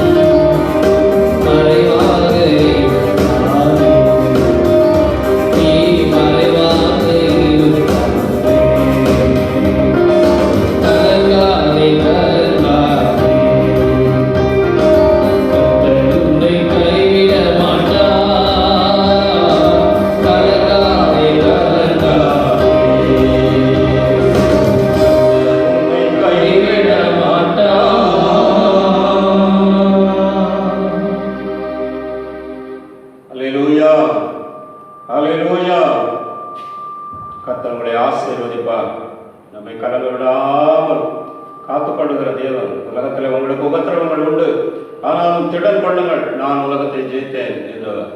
ஆகவே உலகத்தில் உள்ள கலக்கங்களை பார்த்து, உபத்திரவங்களை பார்த்து நாம் கலங்கி போகலாம். ஆனால் ஆண்டவர் சொல்கிறார், நீ கலங்காதே, நான் உன்னை ஒரு நாள் கைவிட மாட்டேன் என்று சொல்லி. சூழ்நிலைகளுக்கு மேலான தேவன், பிரச்சனைகளுக்கு மேலான தேவன் நம்மோடு கூட இருக்கிறார். ஆகவே இந்த வாரத்தை, இந்த உலக பிரச்சனைகளை குறித்து நாம் கலங்கி போகாதபடிக்கு கர்த்தர் நம்மை மறக்கவே மாட்டார். ஆகவே உங்கள் அருகாமையில் இருக்கிறவங்களை பார்த்து சொல்லுங்க, தேவன் உங்களை மறக்க மாட்டார் அப்படின்னு சொல்லுங்க. தேவன் என்னை மறந்தாரோ அப்படித்தான் நம்ம வாசிக்க கேட்ட பகுதியிலே அப்படித்தான் சொல்லப்பட்டிருக்கிறது. அங்கே சொல்லப்பட்டிருக்கிறது, சீயோனோ கர்த்தர் என்னை கைவிட்டார், ஆண்டவர் என்னை மறந்தார் என்று சொல்லுகிறார். நமக்கு பாரங்கள், பாடுகள், கஷ்டங்கள் வந்தவுடனே நாம் ஆண்டவர் என்னை மறந்து விட்டார், ஆண்டவர் ஒருவர் இருக்கிறாரா என்று சொல்லி நாம் கேள்வி கேட்க வேண்டிய நேரத்தில் வந்து விடுவோம். இல்லை, ஆண்டவர் ஒரு நாள் மாறாதவர். ஆகவே மல்லியா 1:6 சொல்லுகிறது, கர்த்தர் மாறாதவர், அவர் மாறாத தேவன் நம்மோடு கூட இருக்கிறார். உலக வாழ்க்கை அநித்தியமான வாழ்க்கை, நம்ம நித்தியத்திற்குள்ளே நம்ம கடந்து போகவும் அங்குதான், அதுதான் நமக்கு நம்முடைய சொந்த வீடு, சொந்த நாடு. ஆகவே கர்த்தர் அப்படிப்பட்ட கிருபையை நிச்சயமாக உங்களுக்கு கொடுப்பார். அதில் கர்த்தருக்குள் மன மகிழ்ச்சியாக இருங்கள். அவர் உங்கள் இருதயத்தின் வேண்டுதல்களை நிச்சயமாக உங்களுக்கு ஆசீர்வதித்து கொடுப்பார். உங்கள் இருதயத்தின் வேண்டுதல்களை அவர் உங்களுக்கு கட்டளையிடுவார். இன்றைக்கும் நாம் வேதத்திலிருந்து ஒரு வசனத்தை எடுத்துக்கொள்வோம். ஏசாயா தீர்க்கதரிசியின் புஸ்தகம் 49ஆம் அதிகாரம் 15வது வசனம் 16வது வசனம் இப்படியாக சொல்கிறது. ஏசாயா தீர்க்கதரிசியின் புஸ்தகம் 49ஆம் அதிகாரம் 15வது வசனம் 16வது வசனம். ஸ்திரீயானவள் தன் கற்பத்தின் பிள்ளைக்கு இறங்காமல் தன் பாலகனை மறப்பாளோ? அவர்கள் மறந்தாலும் நான் உன்னை மறப்பதில்லை. இன்னும் அருமையாய் இந்த வசனம் இங்கே சொல்லப்பட்டிருக்கிறது. நம்ம சின்ன வயதில் இருந்து இவைகளையெல்லாம் நம்ம கேட்டிருக்கிறோம் இந்த வசனங்களை. ஆனால் ஆழமாய் நாம் கடந்து போனதில்லை. ஸ்திரீயானவள் தன் கர்ப்பத்தின் பிள்ளைக்கு இறங்காமல் தன் பாலகனை மறப்பாளோ? பிள்ளை ஒன்று, இதை ஆங்கிலத்திலே சொல்லப்பட்டிருக்கிறது, தன் மார்பில் இருக்கிற பிள்ளை அல்லது தன்னுடைய பிள்ளைக்கு பால் கொடுக்கிற ஒரு தாய், அந்த பருவத்தில் இருக்கிற பிள்ளை, அந்த பிள்ளையை மறந்தாலும், அந்த பிள்ளைக்கு இறக்கம் செய்யாமல் இருந்தாலும், தன் பாலகனை அல்லது இதற்கு இன்னொரு பையன் இருக்கலாம், தன் பாலகனை அவர்கள் மறப்பாளோ? இங்கே ஆண்டவர் பெற்றோராக அங்கே சொல்லுகிறதை நாம் பார்க்கிறோம். முதலாவது ஸ்திரீயானவளை குறித்து நாம் பார்க்கிறோம். இரண்டாவது அவர்கள் மறப்பார்களோ? என்ன அருமையாக ஆண்டவர் அங்கே சொல்லி இருக்கிறது. அப்படியே அவர்கள் மறந்து போனாலும் நான் உன்னை மறக்க மாட்டேன். என்ன நிச்சயம் என்னை மறக்க மாட்டேன் என்று சொல்வதற்கு என்ன ஆதாரம்? இப்படித்தான் வேதத்திலே பல தேவ பிள்ளைகள் கேட்டார்கள். இசைக்கியா தீர்க்கதரிசியும் இசைக்கியா ராஜாவும் அப்படித்தான் கேட்டார். நான் சுகமாகிவிட்டேன் என்பதற்கு என்ன ஆதாரம் என்று சொல்லி எப்படி அநேக நேரங்களிலே நாம் கேட்கிறோம். என்ன ஆதாரம்? அவர் என்னை ஆசீர்வதித்து விட்டார், அவர் என்னை சுகமாக்கி விட்டார், அவர் என் பிரச்சனைகளை எல்லாம் மாற்றி விட்டார், என்ன ஆதாரம் இருக்கிறது என்று சொல்லி நாம் கேட்கிறோம். ஆதாரத்தை சொல்லுகிறார் அடுத்த வசனத்துல, இதோ என் உள்ளங்கையில் உன்னை வரைந்து இருக்கிறேன். இதெல்லாம் நமக்கு தெரியாத, கண்ணுக்கு தெரியாது, ஒரு கண்ணுக்கு தெரியாத ஒரு கிருமி இன்னைக்கு உலகத்தையே ஆட்டி படைத்துக் கொண்டிருக்கிறது. ஆகவே ஆண்டவர் சொல்லுகிறார், நான் உன்னை என் உள்ளங்கையிலே வரைந்து இருக்கிறேன். எவ்வளவு பெரிய ஆசீர்வாதம் பாருங்கள். எழுதி வைத்தால் அவைகள் மறைந்து போய்விடும், ஆனால் வரைந்து வைத்தால் அது என்ன செய்யாது, மறக்காது. இன்றைக்கு அநேக இந்த ஆராய்ச்சியாளர்கள் ஆராய்ச்சி செய்கிறதை நம்ம பார்க்கிறோம். கல்வெட்டுகளை எல்லாம் எடுத்து பார்க்கிறார்கள். அவர்கள் எல்லாம் அங்கே என்ன செய்கிறது, கல் வெட்டப்பட்டு இருக்கிறது, அந்த கல்லிலே வெட்டப்பட்டு இருக்கிறது, அல்லது அது வரையப்பட்டு இருக்கிறது, எழுதப்பட்டிருக்கிறது இல்லை, வரையப்பட்டு இருக்கிறது. அதை ஆங்கிலத்தில் எந்தமாய் சொல்லுகிறார், so I have inscribed you or I have engraved you. அதை யாரும் அழிக்கவே முடியாது.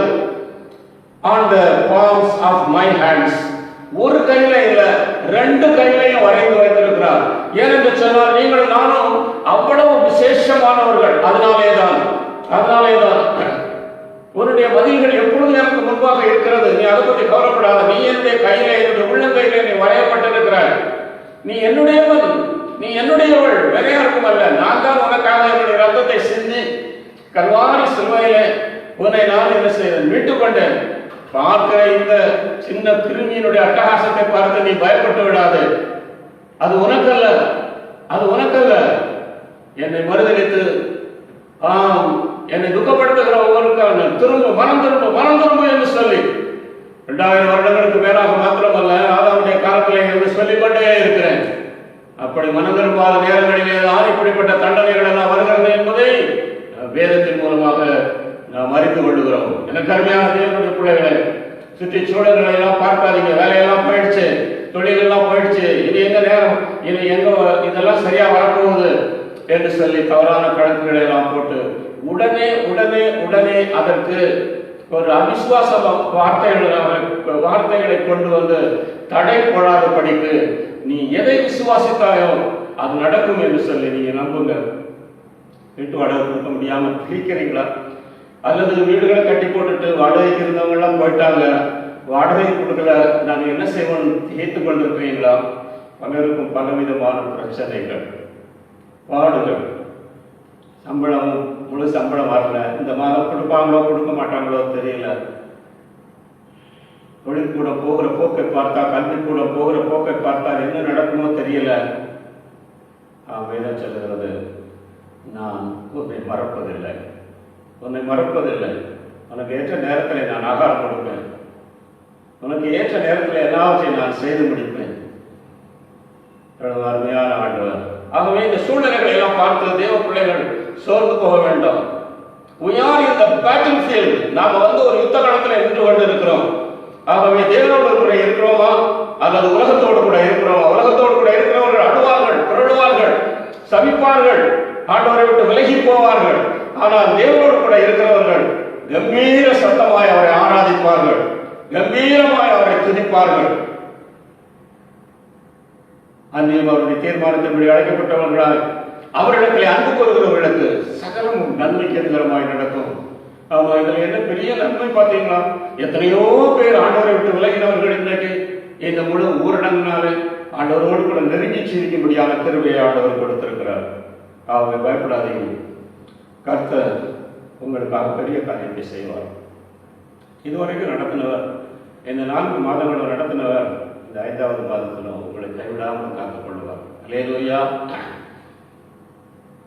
இம்மட்டும் நீ என்னை நடத்தி, இம்மட்டும் என்னை தாங்கினே, எந்தன் இயேசு நல்லவரே, அவர் என்றென்றும் போதுமானவர்.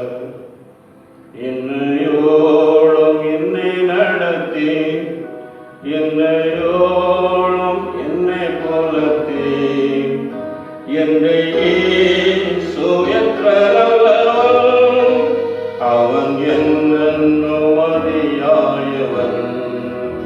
என்னை இயேசு என்ற நல்லவன், அவன் என்னென்னும் அதியாயவன். இம்மட்டும் என்னை நடத்தி, இம்மட்டும் என்னை தாங்கினே, எந்தன் இயேசு நல்லவரே, அவர் என்றென்றும் போதுமானவர், அவர்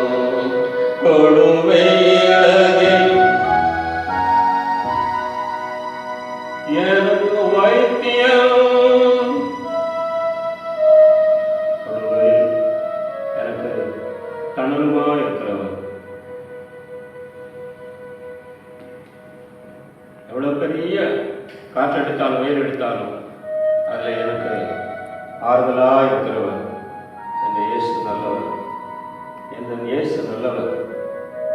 ஒரு நாளும் கைவிடாரே, ஒரு போதும் விலகிடாரே, ஒரு நாளும் மறந்திடாரே.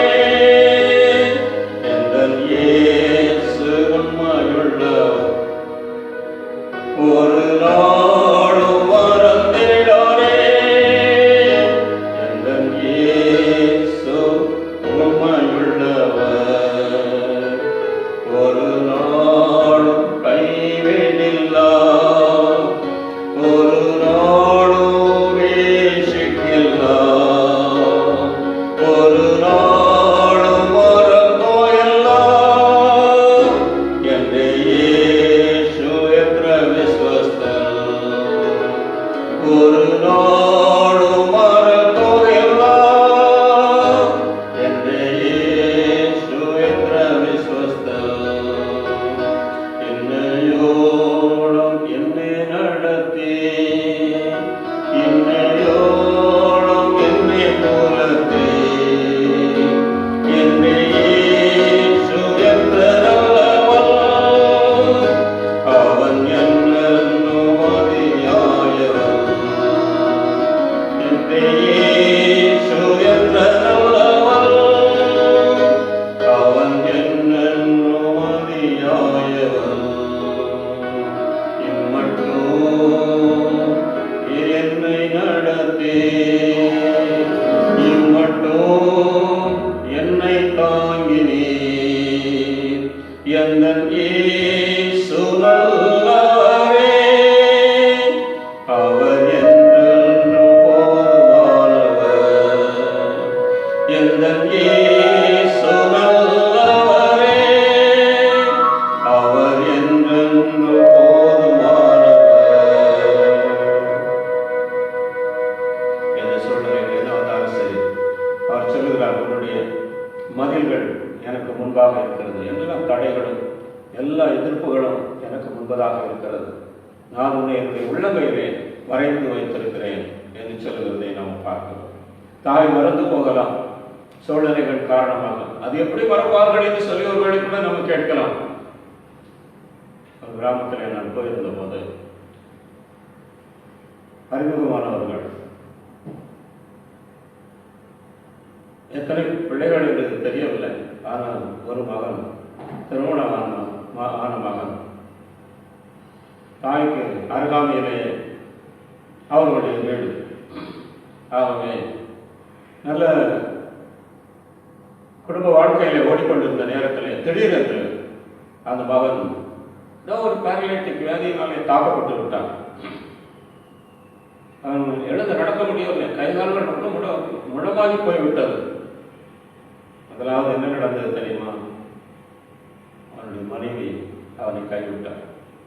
இனி இவரோடு கூட வாழ முடியாது, இவரோடு ஒன்றும் செய்ய முடியாது, சம்பாதிக்க முடியாது, பலங்கள்லாம் போய்விட்டது என்று சொல்லி அந்த கணவனை துச்சமாக நினைத்து கைவிட்டார். தன்னுடைய காரியமாக தன்னுடைய பிள்ளைகளை காப்பாற்றுவதற்காக அவள் வேலை செய்து அவள் தானே தன்னந்தனியாக அதே ஊர் தான் தன்னந்தனியாக இருக்க வேண்டிய சூழ்நிலைக்கு தள்ளப்பட்டு விட்டார்.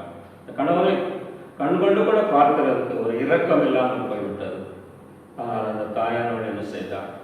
என்னுடைய பிள்ளை ஆயிற்று என்று சொல்லி அந்த பிள்ளையை மறக்காமல் அந்த பிள்ளையை தானே தன்னுடைய வீட்டிலே வைத்து பாதுகாத்து அவனுக்காக ஜெபித்து அவனை வழிநடத்தி கொண்டு வந்தாள். பல வருடங்கள் உருண்டோடி போய்விட்டது. பல முறை அங்கே கடந்து சென்றிருக்கிறேன்.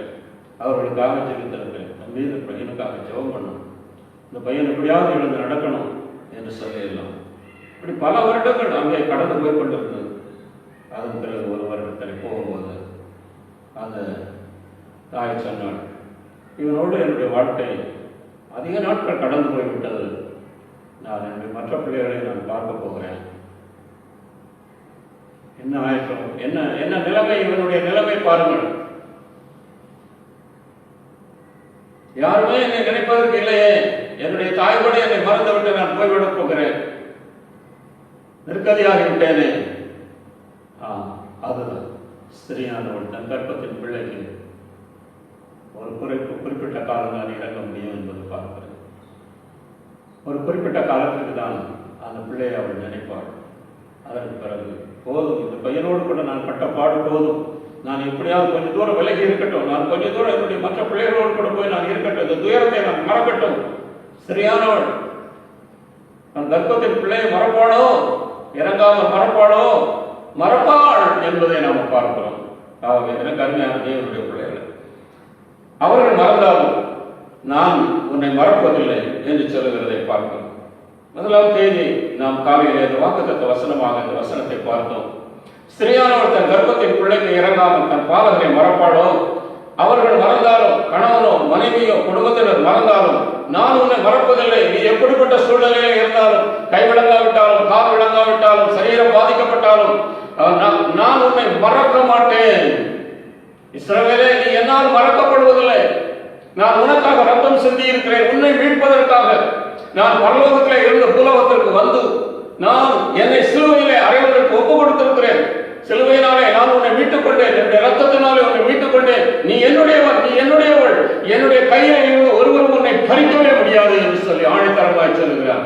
எனக்கு அருமையான சகோதர சகோதரிகளை, என் அருமையான தேவனுடைய பிள்ளைகளை, நாம் எவ்வளவு சீக்கிரமாக யாரையெல்லாமோ கணவனை மறந்து விடுகிறோம், மனைவியை மறந்து விடுகிறோம், பிள்ளைகளை மறந்து விடுகிறோம், பேர பிள்ளைகளை மறந்து விடுகிறோம். ஆனால் தேவன் சொல்லுகிறார், நான் உன்னை என்னுடைய உள்ளங்கையிலே வரைந்து வைத்திருக்கிறேன், நீ என்னால் மறக்கவே முடியாது, மறக்கவே முடியாது. அப்படி நான் உன்னை என் உள்ளங்கையிலே வரைந்து வைத்திருக்கிறேன். எல்லாரும் உங்களை கைவிட்டாங்களா? வேலை இல்லையா? தொழில் இல்லையா?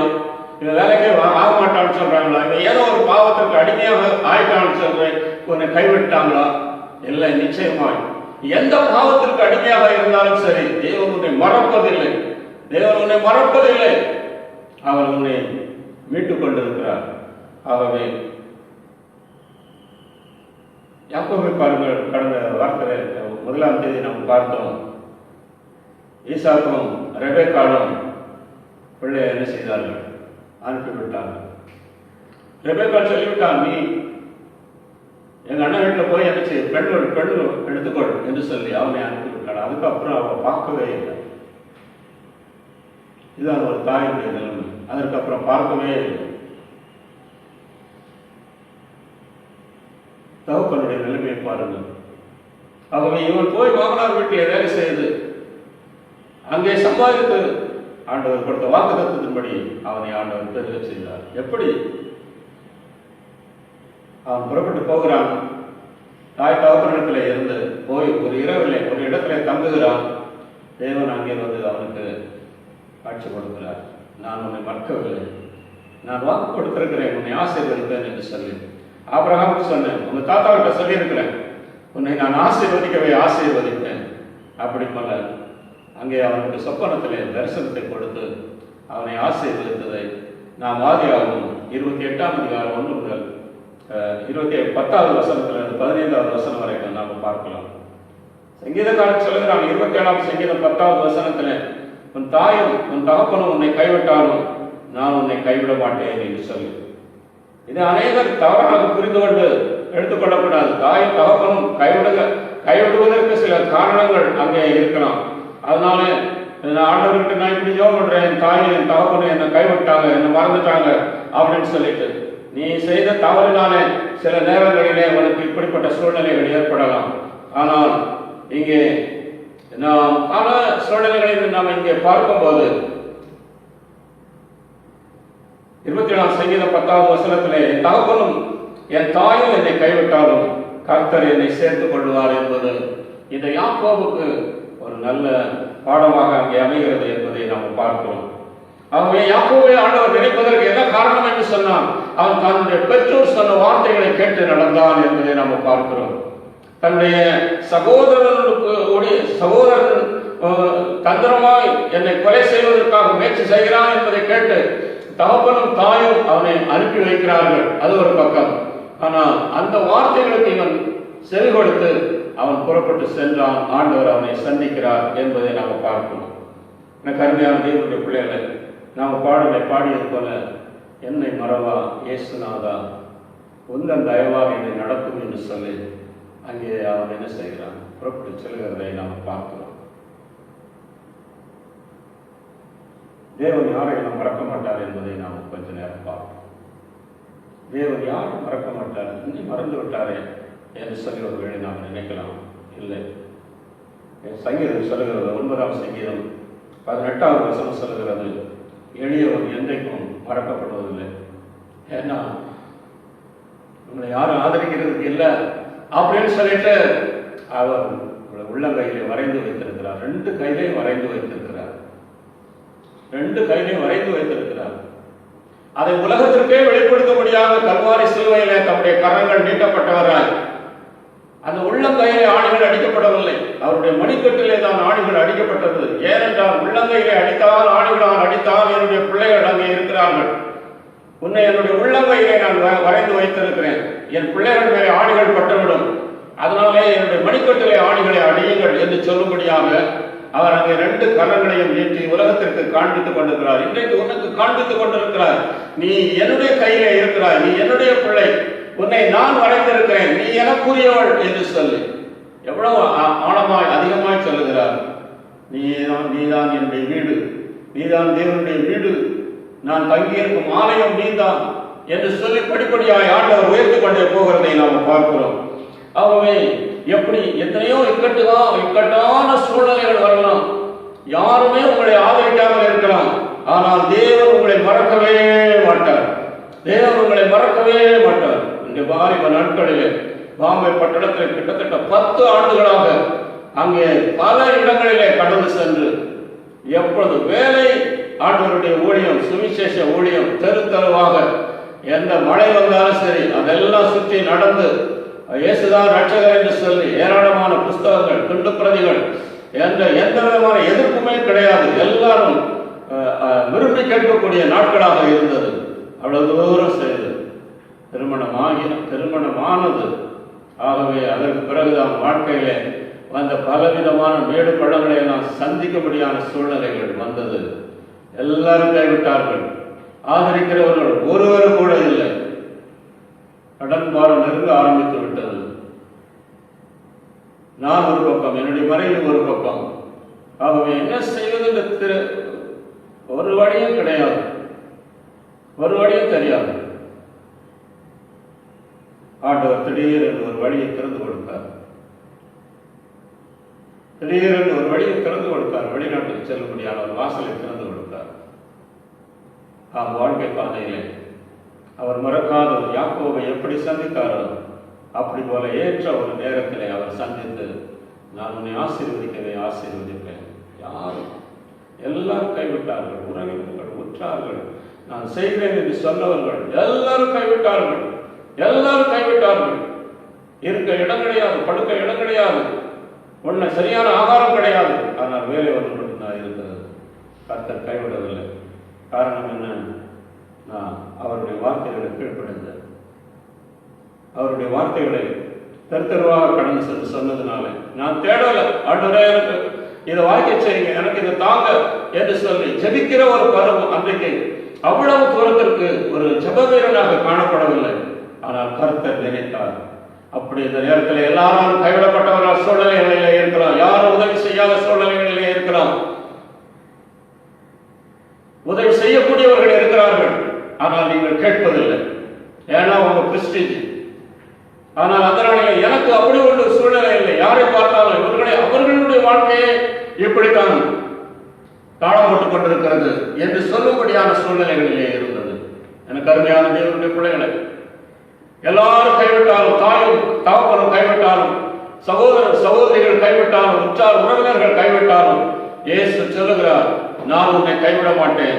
ஸ்ரீயானவள் தன் கர்ப்பத்தின் பிள்ளைக்கு இறங்காமல் தன் பாலகனை மறப்பாளோ, அவள் மறந்தாலும் நான் உன்னை மறக்கவே மாட்டேன். அவர்கள் மறந்தாலும் நான் உன்னை மறப்பதில்லை. இதோ என் உள்ளங்கைகளில் உன்னை வரைந்திருக்கிறேன், உன் மதில்கள் எப்பொழுதும் எனக்கு முன்பாக இருக்கிறது என்று சொல்லுகிறதை நாம் பார்க்கிறோம். ஆகவே எளியவன் என்றைக்கும் மறக்கப்படுவதில்லை. நம்முடைய ஆரோக்கிய ஜீவியத்தில் எளியவனாக இருந்தாலும் சரி, உலக பிரகாரமான ஜீவியத்தில் எளியவர்களாக இருந்தாலும் சரி, நீங்கள் மறக்கப்படுவதே இல்லை. நீங்கள் அவருடைய வார்த்தைக்கு கீழ்ப்படிந்து இருக்கும் போது, அங்கே சங்கீதக்காரன் சொல்கிற 34வது சங்கீதம் 6வது வசனத்துல, சங்கீதக்காரன் 34வது வசனம், சங்கீதம் 6வது வசனத்துல, இந்த ஏழை கூப்பிட்டான், கர்த்தர் கேட்டு அவன் இடுக்கண்களுக்கு நீங்களாக்கி ரட்சித்தார். அப்ப அப்படிப்பட்ட ஒரு சூழ்நிலையில நாம் என்ன செய்ய வேண்டும்? அவரை நோக்கி கூப்பிட வேண்டும். இந்த ஏழை கூப்பிட்டான், கர்த்தர் அவனை கேட்டு அவனை எல்லா இடுக்கண்களுக்கும் நீங்களாக்கி ரட்சித்தார் என்று சொல்லி பார்க்கிறோம். நாம் 2 நாளாகமம் புஸ்தகம் 20ஆம் அதிகாரம் 9வது வசனத்துல அங்கே யோசபாத் ராஜாவினுடைய சம்பவத்தை நாம் பார்க்கிறோம். எதிரிகள் வந்து முற்றுகையிடும்படியாக வந்திருக்கிறார்கள். தேசம் பஞ்சத்திற்குள்ளே போக போகிறது, தேசத்தை சிறைப்பிடித்துக் கொண்டு போக போகிறார்கள். அங்கே 20ஆம் அதிகாரம் 9வது வசனத்துல அவர் சொல்லுகிறார், அவர் ஜெபிக்கிறதை பார்க்கிறோம், எங்கள் மேல் பட்டயம், நியாய தண்டனை, கொள்ளை நோய், பஞ்சம் முதலான தீமைகள் வந்தால் அப்பொழுது உம்முடைய நாமம் இந்த ஆலயத்தில் விளங்குகிறபடியா நாங்கள் இந்த ஆலயத்தில் உமது சந்நிதியில் வந்து நின்று எங்கள் இடுக்கணில் உம்மை நோக்கி கூப்பிடுகையிலே தேவரீர் கேட்டு ரட்சிப்பீர் என்று சொல்லி இருக்கிறார்கள். எங்க முன்னோர்கள் சொல்லி இருக்கிறாங்க. எங்களுக்கு இவ்விதமான பட்டயம், சைனாவை பார்க்கிறோம், பாகிஸ்தானை பார்க்கிறோம், நேபாளை பார்க்கிறோம், பட்டயம் பட்டயம், நியாய தண்டனை, கொள்ளை நோய் இன்றைக்கு தாண்டவம் ஆடிக்கொண்டிருக்கிறது. கொள்ளை நோய்.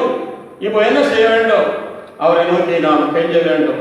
பஞ்சம், வெட்டுக்கிளிகள் ஒரு பக்கம், இயற்கையின் சீற்றங்கள் ஒரு பக்கம், எல்லாமே நெருங்கிக்கொண்டிருக்கிறது. நல்ல நாட்கள் வருமா என்று சொல்லி கேள்வி கேட்கிற ஒரு நேரத்திலே இருந்து கொண்டிருக்கிறோம். இனி நெருக்கமான இந்த நாட்களிலே நாம் என்ன செய்ய போகிறோம்?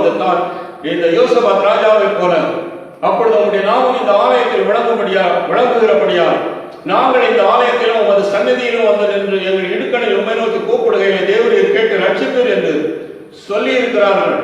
அப்படி அவர் கூப்பிட்டார், அப்படி அவர்கள் கூப்பிட்டார்கள். ஆண்டவர் அவர்களை ரட்சித்தார், எதிரிகளுடைய கையிலே இருந்து விடுதலை ஆக்கினார். பட்டயம் செயலிழந்து போய்விட்டது. பட்டயம் ஏந்தியவர்கள் எல்லாரும் பின்னாலே போக சொல்லிவிட்டு துதிக்க ஆரம்பித்தார்கள். நியாய தண்டனை ஒன்றும் அவர்களுக்கு வராமல் பாதுகாத்துக் கொண்டார். கொள்ளை நோய் வராமல் பாதுகாத்துக் கொண்டார். எவ்வளவு பெரிய சிலாக்கியம் பாருங்கள். கொள்ளை நோய் வராமல் பாதுகாத்துக் கொண்டாரு. இன்றைக்கு அதற்கு தானே மருந்து, இன்றைக்கு அதற்காகத்தானே இந்த ஊரடங்கு சட்டங்கள், இன்றைக்கு அதுதானே நம்மை ஆட்சி படைத்துக் கொண்டிருக்கிறது. ஒவ்வொருவருடைய குடும்பத்திலே எவ்வளவு பாடுகள், தங்களுக்கு அருமையானவர்களை இழந்து தவிக்கிறார்களே, அவருடைய முடிவெல்லாம் எப்படி இருக்கிறது என்று நாம் பார்க்கிறோமே. எவ்வளவு மகிமையாய் நம்முடைய முடிவு இருக்க வேண்டியது. ஆனால் எப்படியோ ஒரு மிருகத்தை தூக்கி கொண்டு போடுகிறதை போல போட்டுவிட்டு வருகிறார்களே. காரணம் என்ன தெரியுமா? இந்த தேவனை நாம் மறப்பதும் அவருடைய வார்த்தைக்கு கீழ்ப்படியாமல் போகிறதும் நம்முடைய சுய யோசனை, சுய புத்தியிலே நாம் சார்ந்திருக்கிறது தான். இவன் தேவனை சார்ந்திருந்தான், எதிரிகள் வந்தவுடனே தேவனை சார்ந்து கொண்டான் என்பதை நாம் பார்க்கிறோம். ஆகவே சங்கீதம் 69:33 நாம் பார்க்கிறோம். சங்கீதம் 69:33 அங்கே சங்கீதம் 69:33 சங்கீதக்காரன் சொல்கிறான், கர்த்தர் எளியவனின் விண்ணப்பத்தை கேட்கிறார். எளியவரின் விண்ணப்பத்தை கேட்கிறார். விண்ணப்பம் பண்ண முடியாத சூழ்நிலைகள், பாடுகள், வேதனைகள், கண்ணீர்கள், கவலைகள். ஆனால் அப்பொழுதும் கர்த்தாவே ரட்சியும் என்று ஒரு வார்த்தை சொன்னால் போதும், அவரை நோக்கி நாம் கதறினால் போதும். விண்ணப்பம் செய்ய முடியாத ஒரு சூழ்நிலை, இது அநேகருக்கு விண்ணப்பம் செய்ய வேண்டிய அவசியம் இல்லை. பெற்றோர் சம்பாதித்து வைத்த சம்பாத்தியங்கள் எல்லாம் இருக்கிறது. பெற்றோர் கொடுத்த படிப்பு பட்டங்கள் எல்லாம் இருக்கிறது. அதனாலே ஜெபத்தையே மறந்து போனார்கள், விண்ணப்பத்தையே மறந்து போய்விட்டார்கள். கர்த்தர் எளியவர்களை விண்ணப்பத்தை கேட்கிறார். கட்டுண்ட தம்முடையவர்களை அவர் புறக்கணிக்க மாட்டார் என்று சொல்லி நாம் பார்க்கிறோம். மூன்றாவது 1 சாமுவேல் 2ஆம் அதிகாரம் 8வது வசனத்திலே நாம் பார்க்கிறோம். அன்னாள் சொல்லுகிறதை 1 சாமுவேல் 2ஆம் அதிகாரம் 8வது வசனத்திலே, அவர் சிறியவனை புழுதியிலிருந்து எடுத்து எளியவனை குப்பையிலிருந்து உயர்த்துகிறார். அவர்களை பிரபுக்களோடு உட்காரவும் மகிமையுள்ள சிங்காசனத்தை சுதந்திரிக்கவும் பண்ணுகிறார். பூமியின் அஸ்திவாரங்கள் கர்த்தருடையவைகள், அவரே அவைகளின் மேல் பூச்சக்கரத்தை வைத்தார் என்று சொல்லப்பட்டிருக்கிறது. கர்த்தர் தரித்திரம் அடைய செய்கிறவரும் ஐஸ்வர்யம் அடையப்படுகிறவருமாய் இருக்கிறார். அவர் தாழ்த்துகிறவரும் உயர்த்துகிறவருமானவர். அவர் சிறியவனை புழுதியிலிருந்து எடுத்து எளியவனை குப்பையிலிருந்து உயர்த்துகிற தேவனாக இருக்கிறார். எளியவனை என்ன செய்வாராம்? அவர் உயர்த்துகிற தேவனாக இருக்கிறார் என்று சொல்லப்பட்டிருக்கிறது. சாமுவேல் ஒரு எளியவனாய் அங்கே காணப்படுகிறதை அங்கே அந்நாள் வெளிப்படுத்தி காண்பிக்கிறதை நாம் பார்க்கிறோம். யாரும் கிடையாது, எந்த உதவியும் கிடையாது. யாராலுமே எனக்கு இந்த பிள்ளையை கொடுக்க முடியாது, நீர்தான் கொடுத்தேன். அப்படிப்பட்ட ஒரு நேரத்தில் ஆண்டவர் அவளுக்கு செய்த அந்த உபகாரத்தை மறக்காமல் அங்கே வந்து சொல்லுகிறதை நாம் பார்க்கிறோம். எனக்கு அருமையான தேவனுடைய பிள்ளைகளை 4வதாக எரேமியா தீர்க்கதரிசியின் புஸ்தகம் 20ஆம் அதிகாரம் 13வது வசனத்திலே நாம் பார்க்கிறோம். எரேமியா 20ஆம் அதிகாரம் 13வது வசனத்திலே, கர்த்தரை பாடுங்கள், கர்த்தரை துதியுங்கள், அவர் எளியவருடைய ஆத்மாவை பொல்லாதவர்களின் கைக்கு தப்பு வைக்கிறார் என்று சொல்லி பார்க்கிறோம். பொல்லாதவர்களுடைய கைக்கு தப்பு வைப்பார். எத்தனையோ பேர்கள் பொல்லாதவருடைய கையில் விழுந்து விடுகிறதை நாம் பார்க்கிறோம். நாம் யோசபாத் ராஜாவை பார்க்கிறோம், இசைக்கியா ராஜாவை பார்க்கிறோம். எதிரிகளெல்லாம் வந்து அவர்களை தாக்கும்படியாக தேசத்தை அவர்கள் முற்றுகையிட்டிருக்கிற நேரத்தில் ஆண்டவரை நோக்கி கதறும் போது அவங்க பொல்லாதவர்களுடைய கைக்கு இவர்களுடைய ஆத்மாவை விலக்கி தப்பு வைத்து காக்கிறார் என்று பார்க்கிறோம். அப்படித்தான் நம்முடைய எதிரிகள், மாமிசத்தின் கிரியைகள், நம்முடைய எதிரிகள் நம்மை அநேக நேரங்களிலே ஆண்டவரிடத்தில் இருந்து தூரமாக பிரித்து கொண்டு போய்விடுகிறது. பொல்லாதவர்களுடைய கையிலே நம்ம விழுந்து போய்விடுகிறோம். நம்முடைய ஆத்மா பொல்லாதவர்களுடைய கையிலே விழுந்து போய்விடுகிறது. ஆனால் எளியவன் என்றைக்கு மறக்கப்படுவதில்லை. ஆண்டவரை நோக்கி கதறும் போது கர்த்தர் அவனுக்கு உதவி செய்ய வல்லமை உள்ளவராக இருக்கிறார். சோதனைகள் நமக்கு வந்தாலும் சோதனைகளை தப்பித்துக் கொள்ள முடியாத போக்கையும் ஆண்டவர் நமக்கு வைத்திருக்கிறார். அதை நாம் உணர்ந்து கொள்ள வேண்டும். இந்த அருமையான நல்ல நாட்களிலே நம்ம சூழ்நிலைகளை எல்லாம் பார்க்கும்போது நாம் ஆண்டவரோடு கூட நெருங்கி ஜீவிக்கிற ஒரு சூழ்நிலை இல்லை என்று சொல்லி நாம் நினைக்க தோன்றும். ஆனால் இப்படிப்பட்ட நெருக்கமான நேரங்களிலே அவர் நமக்கு துணையாக இருக்கிறார். நெருக்கப்படுகிறவர்களுக்கு இக்கட்டான நேரத்தில் இக்கட்டுகளிலிருந்து விடுதலை கொடுப்பதற்கு அவர் நமக்கு துணையாக இருக்கிறார். கர்த்தரோ பயங்கரமான பராக்கிரமசாலியார். அவர் யாரோடு இருக்கிறாராம்? அங்கே எரேமியா சொல்கிறார், என்னோடு இருக்கிறார் என்று சொல்லி. அதே அவர் உங்களோடு இருக்கிறார். இந்த பயங்கரமான கொள்ளை நோயை எதிர்ப்பதற்கு அல்லது இந்த சூழ்நிலைகளை எதிர்ப்பதற்கு அவர் யாராக இருக்கிறாராம்? எரேமியா 20ஆம் அதிகாரம் 11வது வசனம் சொல்லுகிறது, கர்த்தரோ பயங்கரமான பராக்கிரமசாலியார் என்னோடு இருக்கிறார். சொல்ல முடியுமா? சொல்ல முடியுமா? எரேமியா எவ்வளவு பாடுகள் மத்தியிலே ஆண்டவருடைய வேலையை செய்து கொண்டிருந்த, ஊழியத்தை செய்து கொண்டிருந்த மனுஷனுக்கு எவ்வளவு பாடுகளத்திலே கொண்டு போய் போட்டார்கள், எவ்வளவு பாடுகள் மத்தியிலே கடந்து போனார். அவர் சொல்கிறார், அவர் என்னோடு கூட இருக்கிறார். அவர் எப்படிப்பட்டவராம்? அவர் பராக்கிரமசாலியாக இருக்கிறார். ஆகவே உபத்திரவ மத்தியிலே கடந்து போகிறீங்களா? பண கஷ்டத்துக்குள்ளே கடந்து போகிறீங்களா? குடும்ப காரியத்தில் ஒன்று வெற்றி இல்லை, தோல்விக்கு மேலே தோல்வி, அடுத்தது என்ன செய்ய போகிறேன் என்று எனக்கு தெரியவில்லை என்று சொல்லி சோர்ந்து போயிருக்கிறீங்களா? ஆகையால் என்னை துன்பப்படுத்துகிறவர்கள் என்னை மேற்கொள்ளாமல் அவர்கள் இடருவார்களாம். அதை நீங்க பார்ப்பீங்க.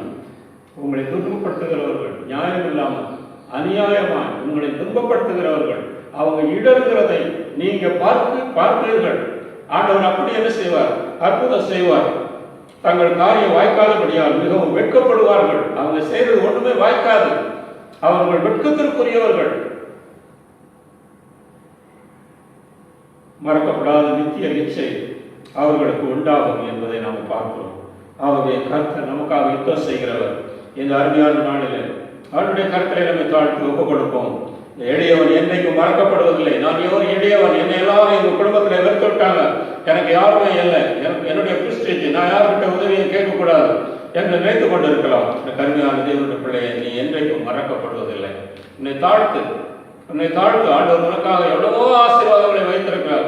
நீ தாழ்மை உள்ளவர்களுக்கு தேவன் கிருபை அளிக்கிறவராக இருக்கிறார். ஆகவே எளியவன் என்ன செய்ய வேண்டும்? அவன் ஆண்டவரை நோக்கி கூப்பிட வேண்டும். அதாவது ஆண்டவரை நோக்கி கூப்பிட வேண்டும். அப்படி கூப்பிடும்போது அங்கே அவர் அவனை இடுக்கண்களுக்கு விலக்கி காப்பார் என்று பார்க்கிறோம். இடுக்கண்களுக்கு விலக்கி காப்பார். இரண்டாவது உன்னுடைய விண்ணப்பத்தை கேட்பார். மூன்றாவது உன்னை உயர்த்துவார். உன்னை உயர்த்துவார். எளியவனை குப்பையிலிருந்து எடுத்து அவனை பிறப்புகளோடு கூட வைக்கிற தேவன் உன்னை உயர்த்துவார். நான்காவதாக உன்னுடைய ஆத்மாவை கொல்லாம் உன்னுடைய கைக்கு தப்பு வைப்பார். எத்தனை பாடுகள், எத்தனை வேதனைகள், கண்ணீர்கள், கவலைகள் எல்லாம் உலகத்தில் இருந்தாலும் இது நம்முடைய ஆத்மாவை ஆண்டவர் தப்பிப்பாரு. இந்த ஆத்மாவை விட்டுக் கொள்வதற்காகத்தானே அவர் இறங்கி வந்தார். ஆகவே அவர் நமக்கு கொடுக்கிற நல்ல வாக்குத்தத்தங்கள், நம்முடைய ஆத்மாவை அவர் விட்டுக் கொள்வாராம். அப்படி அவருடைய கருத்திலே நம்மை தாழ்த்தி ஒப்பு கொடுப்போம். ஏசாயா 43ஆம் அதிகாரம் 21 முதல் ஒரு சில வசனங்கள் பார்க்கிறோம். இந்த ஜனத்தை எனக்கென்று ஏற்படுத்தினேன், இவர்கள் என் துதியை சொல்லி வருவார்கள். ஆனால் யாக்கோபை நீ என்னை நோக்கி கூப்பிடவில்லை, இஸ்ரவேலை நீ என்னை குறித்து மனம் செலுத்து போனாய். உன் நாடுகளை தகனங்களாக நீ எனக்கு செலுத்தவில்லை, உன் பலிகளாலே நீ என்னை கனம் பண்ணவும் இல்லை. காணிக்கைகளை செலுத்தும்படி நான் உன்னை சங்கடப்படுத்தாமலும் தூவம் காட்டும்படி உன்னை வருத்தப்படுத்தாமலும் இருந்தேன். நீ எனக்கு பணங்களால் சுகந்த பட்டையை கொள்ளாமலும் உன் பலிகளின் நிலத்தினால் என்னை திருப்தியாக்காமலும் உன் பாவங்களினால் என்னை சங்கடப்படுத்தி உன் அக்கிரமங்களினால் என்னை வருத்தப்படுத்தினாய். நானே உன் மீறுதல்களை நிமித்தமாகவே குலைத்துக் போடுகிறேன். உன் பாவங்களை நினையாமலும் இருப்பேன். உன் பாவங்களை நான் நினைக்க மாட்டேன். நான் எதை நினைப்பேன் என்று சொன்னால் உன்னை நினைப்பேன். உன்னை நினைத்து நான் என் உள்ளங்கையிலே வைத்திருக்கிறேன். ஆனால் உன்னுடைய பாவங்களை நான் நினைக்க மாட்டேன். நான் அவைகளை மறந்து விடுவேன். நீங்கள் நானும் உள்ளத்திலே யார் நமக்கு விரோதமாய் பாவம் செய்தார்களோ குற்றம் செய்தார்களோ அவைகளை மறக்காமல் பதித்து வைத்திருக்கிறோம். அதை நம்முடைய இருதயத்திலே நாம் என்ன செய்கிறோம்? ஆணிகளால் எழுதி வைத்திருக்கிறோம். ஆனால் ஆண்டவர் சொல்லுகிறார், அவர் தான் இதை செய்திருக்க வேண்டும். அவர் சொல்லுகிறார், அவைகள் எல்லாவற்றையும் நான் மறந்து விட்டேன், அவைகளை நான் நினைக்க மாட்டேன் என்று சொல்லுகிறார். எரேமியா 31ஆம் அதிகாரத்திலே நாம் பார்க்கிறோம். எரேமியா 31ஆம் அதிகாரம் 33வது வசனத்திலே அவர் சொல்லுகிறார். எரேமியா 31:33வது வசனத்திலே, அந்நாட்களுக்கு பிற்பாடு நான் இஸ்ரவேல் குடும்பத்தோட பண்ண போகிற உடன்படிக்கையாவது நான் என் நியாயப்பிரமாணத்தை அவர்கள் உள்ளத்திலே வைத்து அதை அவர்கள் இருதயத்திலே எழுதி நான் அவர்கள் தேவனாய் இருப்பேன், அவர்கள் என் ஜனமாய் இருப்பார்கள் என்று கர்த்தர் சொல்லுகிறார். இனி ஒருவன் தன் அயலானையும் ஒருவன் தன் சகோதரனையும் நோக்கி கர்த்தரை அறிந்து கொள் என்று போதிப்பதில்லை. அவர்களில் சிறியவன் முதல் பெரியவன் மட்டும் எல்லாரும் என்னை அறிந்து கொள்வார்கள் என்று கர்த்தர் சொல்லுகிறார். நான் அவர்கள் அக்கிரமத்தை மன்னித்து அவர்கள் பாவங்களை இனி நினையாதிருப்பேன் என்று சொல்லுகிறார். நம்முடைய அக்கிரமத்தை மன்னித்து நம்முடைய பாவங்களை அவர் மறந்து விடுவாராம். எதை மறக்க வேண்டுமோ அதை மறந்து விடுகிறார், எதை மறக்க கூடாதோ அதை மறக்காமலே வைத்திருக்கிறார் என்பதை நாம் பார்க்கிறோம். ஆகவே இந்த அருமையான நிலவடையில லூக்காவின் சுவிசேஷம் 23:42 கள்ளன் சொல்லுகிறான், ஆண்டவரே நீர் உடைய ராஜ்யத்திலே வரும்போது என்னை நினைத்துக் கொள்ளும், இன்னும் மறந்துடாதீங்க அப்படின்றான். அவர் சொல்லுகிறார், நீ இன்றைக்கே என்னோடு கூட பரதேசிலே இருப்பாய் என்று சொல்லுகிறார். இன்றைக்கு today you will be with me in the Paradise என்று வாக்கு கொடுக்கிறார். ஒரு கள்ளன் பாருங்கள், நீர் உடைய ராஜ்யத்திலே வரும்போது என்னை நினைத்துக் கொள்ளும் என்று கெஞ்சுகிறார். ஆண்டவர் உடனே சொன்னார், இன்றைக்கு என்னோடு கூட இருப்பார், என்னை நினைத்துக் கொள்ளும் என்று சொன்னார். நம்முடைய ஆண்டவர் நம்ம நினைக்கிறார் ஆண்டவர். அப்போ இந்த அருமையான நல்ல நாளிலே நான் மத்தேயு எழுதின சுவிசேஷம் 5ஆம் அதிகாரம் 3வது வசனத்திலே பார்க்கிறோம்.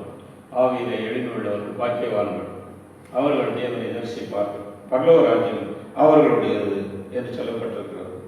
பரலோக ராஜ்யம் ஆவியிலே எளிமையுள்ளவர்களுக்கு உள்ளது. அப்படின்னா நம்ம ஆவிக்குரிய ஜீவியத்தில் நாம் ஆண்டவருடைய வார்த்தையை கேட்டு அதன்படி செய்கிறவர்களாக இருப்போம் என்று சொன்னார். நிச்சயமாக நாம் மறக்க வேண்டியவைகளை நாம் மறக்க வேண்டும், நாம் நினைக்க வேண்டியவைகளை நாம் நினைக்க வேண்டும். நான் உங்களுக்கு சொல்லுகிறேன், உங்கள் சத்துருக்களை சிநேகியுங்கள். மறந்து போயிட்டோம், இன்றைக்கு சத்துருக்களை சிநேகிக்க நாம் தொடங்குவோம். உங்களை சபிக்கிறவர்களை ஆசீர்வதியுங்கள், அதை மறந்து போயிட்டோம். இன்னைக்கு திரும்பவும் ஆண்டவர் ஆவியானவர் ஞாபகப்படுத்துகிறார். உங்களை பகைக்கிறவர்களுக்கு நன்மை செய்யுங்கள்.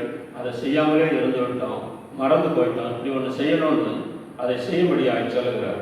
உங்களை நிந்திக்கிறவர்களுக்காகவும் உங்களை துன்பப்படுத்துகிறவர்களுக்காகவும் நீங்கள் ஜெபம் பண்ணுங்கள். அவர்களை நினைச்சிட்டே இருக்காதீங்க. இந்த ஆள் எனக்கு விரோதமாக குற்றம் செய்தவர், இந்த ஆள் இதுதான் எனக்கு குடும்பத்துக்கு விரோதமான காரியங்களை செய்தவர், இந்த ஆள் தான் மூலமாக தான் என் வியாபாரம் போச்சு, இந்த ஆள் மூலமாக தான் என் வேலையும் போச்சு, இந்த ஆள் மூலமாக தான் நான் இந்த ஊரை விட்டே காலி பண்ணிட்டு போயிட்டேன். இல்லை, அவங்க சொல்லுகிறார், உங்களை துன்பப்படுத்துகிறவர்களுக்காக ஜெபம் பண்ணுங்கள், உங்களை நிந்திக்கிறவர்களுக்காக துன்பப்படுத்துகிறவர்களாக. இப்படி செய்கிறதுனாலே நீங்கள் பரலோகத்தில் இருக்கிற உங்கள் பிதாவுக்கு புத்திரராக இருப்பீர்கள். அவர் தீயோர் மேலும் நல்லோர் மேலும் அவர் சூரியனை உதிக்க பண்ணி நீதி உள்ளவர்கள் மேலும் அநீதி உள்ளவர்கள் மேலும் மழையை பெய்ய பண்ணுகிறார். உங்களை சிநேகிக்கிறவர்களையே நீங்கள் சிநேகிப்பீர்களானால் உங்களுக்கு பலன் என்ன? ஆயக்காரரும் அப்படி செய்கிறார்கள் அல்லவா? உங்கள் சகோதரரை மாத்திரம் வாழ்த்துவீர்களானால் நீங்கள் விசேஷித்து செய்கிறது என்ன? ஆயக்காரரும் அப்படி செய்கிறார்கள் அல்லவா? ஆகையால் பரலோகத்தில் இருக்கிற உங்கள் பிதா பூர்ண சர்ப்பணராக இருக்கிறது போல நீங்கள் பூர்ண சர்ப்பணராக இருக்க கடவீர்கள். ஆண்டவருடைய கரத்திலே நம்ம தாழ்த்தி ஒப்பு கொடுப்போம். இந்த வேளையில ஆண்டவரே, இந்த மாதத்தில், இந்த புதிய மாதத்தில் நீர் எங்களோடு கூட பேசியதற்காக நன்றி செலுத்துகிறோம்.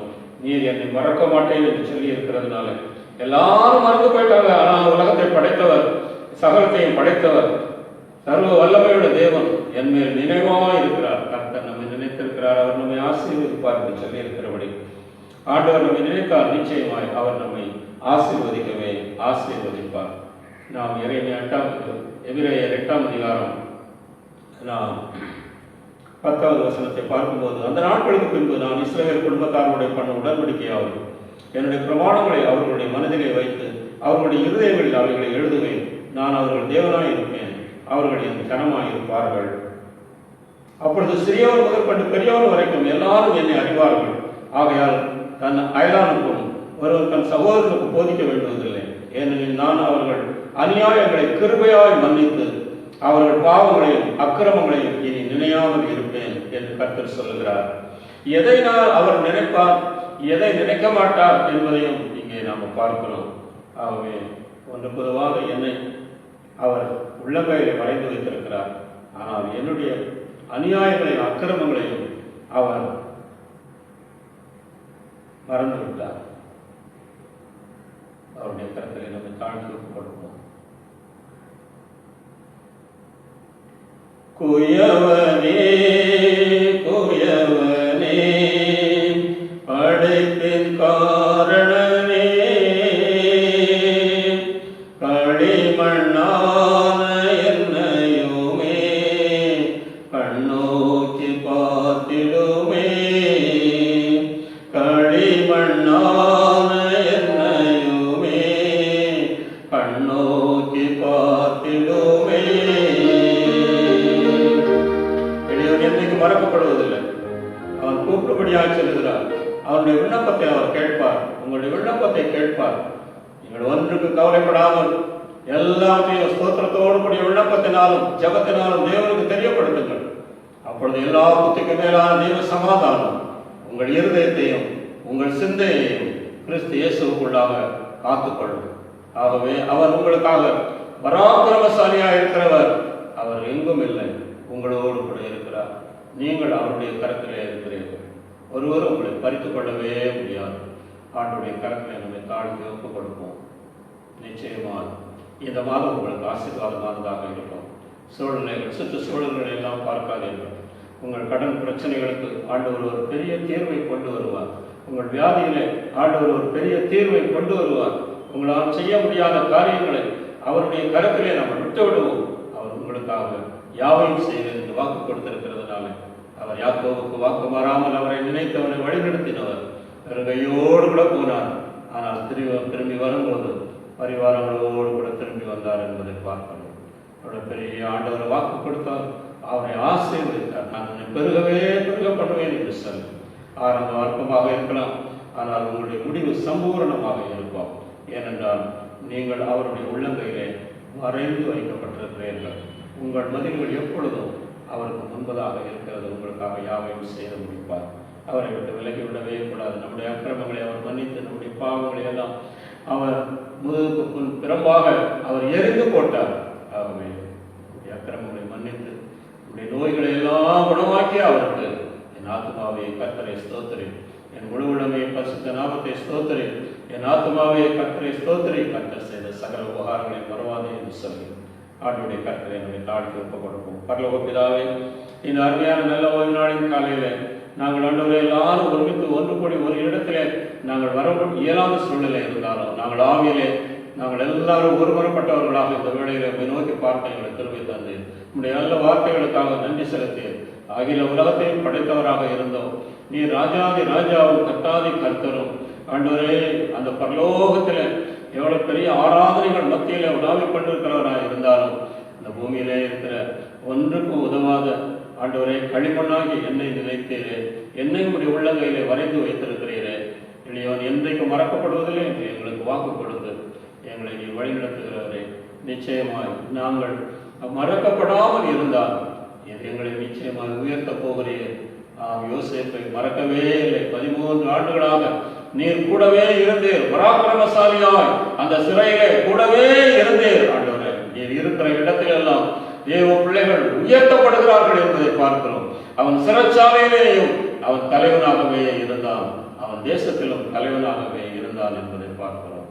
நான் பராக்கிரமசாலியாக கர்த்தர் உன்னோடு கூட இருக்கிறார் என்று சொல்லப்பட்டிருக்கிறபடியே ஆண்டவரே, நீர் எங்களோடு கூட இருந்து எங்களை வழிநடத்துவீராக. இன்றைக்கு இந்த ஆராதனையை பங்கு பெற்றிருக்கிற ஒவ்வொரு பிள்ளைகளையும் கர்த்தர் தாமே ஆசீர்வதித்தார்கள். அவர்கள் எல்லாரும் இந்த உலகத்திலே இருந்தாலும் உம்முடைய உள்ளங்கையிலே இருக்கிறார்கள். உள்ளங்கையிலே அவர்களை வரைந்து வைத்திருக்கிறீர்கள். அவருடைய பெயர்கள் எல்லாம் உம்முடைய கருத்திலே இருக்கிறது. கர்த்தாவே, உமக்கு நன்றி. அப்பா இயேசுவே, உமக்கு நன்றி. இந்த நாட்களிலே உங்களுடைய குடும்பங்களிலே இருக்கிற ஏற்ற தாழ்வுகள், கண்ணீர்கள், கவலைகள், வியாதிகள் எல்லாவற்றையும் கர்த்தர் மாற்றி போடுங்கப்பா. நீங்க மறக்காதவர் ஆண்டவர், நீங்க மறக்காதவர், உங்களை அன்பு கூர்ந்தாரே மறக்காதவர். மறித்த 4 நாட்கள் ஆனாலும் மறக்காமல் ஆண்டவரே திரும்ப உமக்கு செய்து கொடுத்து அனுப்பவே இல்லை. ஆனால் நீரே வந்தீர் என்று பார்க்கிறோம். அல்லேலூயா. அவர்கள் கலங்கி நின்ற போது நீர் கண்ணீர் விட்டு உங்களுடைய பிள்ளைகளுடைய கண்ணீரை எல்லாம் கழிப்பாய் மாற்றினீரே. அவர்களுடைய கண்ணீரை மாத்திரமல்ல, இன்றைக்கு அதை விசுவாசிக்கிற ஒவ்வொருவருடைய உள்ளங்களையும் நீர் கழிப்பாய் மாற்றி அவர்களை ஆசீர்வதிக்கிற தேவனாயிருக்கிறேன். உமக்கு நன்றி செலுத்துகிறோம், நன்றி செலுத்துகிறோம். இந்த திருச்சபை பிள்ளைகள் யாரெல்லாம் வியாதியோடு கூட பாதிக்கப்பட்டவர்களாக இருக்கிறார்கள் அவர்கள் எல்லாருக்கும் ஒரு தெய்வீக சுகத்தை கொடுங்க. எளியவர் என்றைக்கும் மறக்கப்படுவதில்லை, நீ என்னால் மறக்கப்படுவதில்லை, இஸ்ரவேலே நான் உன்னை மறப்பதில்லை என்று சொல்லி இருக்கிறபடி உங்களுடைய பிள்ளைகளுடைய ஆண்டவரே இக்கட்டான சூழ்நிலைகளிலே நீர் கூட இருந்து அவர்களுக்கு உதவி செய்யும்படியாய் கர்த்தாவே உங்களுடைய பார்க்கிலே திருச்சபை மக்களை மாத்திரமல்ல இந்த ஆராதனையிலே பங்கு கொண்டிருக்கிற எல்லா மக்களையும் ஒரு கரத்திலே தாழ்த்தி தருகிறோம். கர்த்தர் ஆசீர்வதிப்பீராக. எங்கள் தேசத்திலே உள்ள எல்லா ஊழியர்களையும் கர்த்தர் ஆசீர்வதிங்க, எல்லா விசுவாசிகளையும் ஆசீர்வதிங்க. தகப்பனே இயேசுவே, உடைய வருகைக்காக நாங்கள் காத்திருக்கிறோம். கர்த்தர் தாமே எங்களை ஆண்டவரே உடைய வருகைக்காக நாங்கள் ஆயத்தமாயிருக்கும்படி எங்களுக்கு கிருபை செய்யுங்க, பாதுகாத்துக் கொள்ளுங்க. எல்லா துதிக்கான மகிமையும் நாங்கள் உமக்கே செலுத்துகிறோம். இயேசு கிறிஸ்துவின் விலையேறப்பட்ட நாமத்தில் தாழ்மையோடு கெஞ்சி கேட்கிறோம் நல்ல பிதாவே. ஆமென், ஆமென், ஆமென். என் ஆத்துமாவே கர்த்தரை ஸ்தோத்திரி, முழு உள்ளமே பரிசுத்த நாமத்தை ஸ்தோத்திரி. என் ஆத்துமாவே கர்த்தரை ஸ்தோத்திரி, கர்த்தர் செய்த சகல உபகாரங்களையும் மறவாதே. ஆமென். நம்முடைய கர்த்தராகிய இயேசு கிறிஸ்துவின் கிருபையும் தேவனுடைய அன்பும் பரிசுத்த ஆவியின் ஐக்கியமும் நம் அனைவரோடும் இந்த திருச்சபை பிள்ளைகளோடும் உலகம் எங்கும் உள்ள பரிசுத்தவான்களோடும் இப்பொழுதும் எப்பொழுதும் நிலைத்திருப்பதாக. ஆமென், ஆமென், ஆமென். கர்த்தர் ஒவ்வொருவரையும் ஆசீர்வதிப்பார்.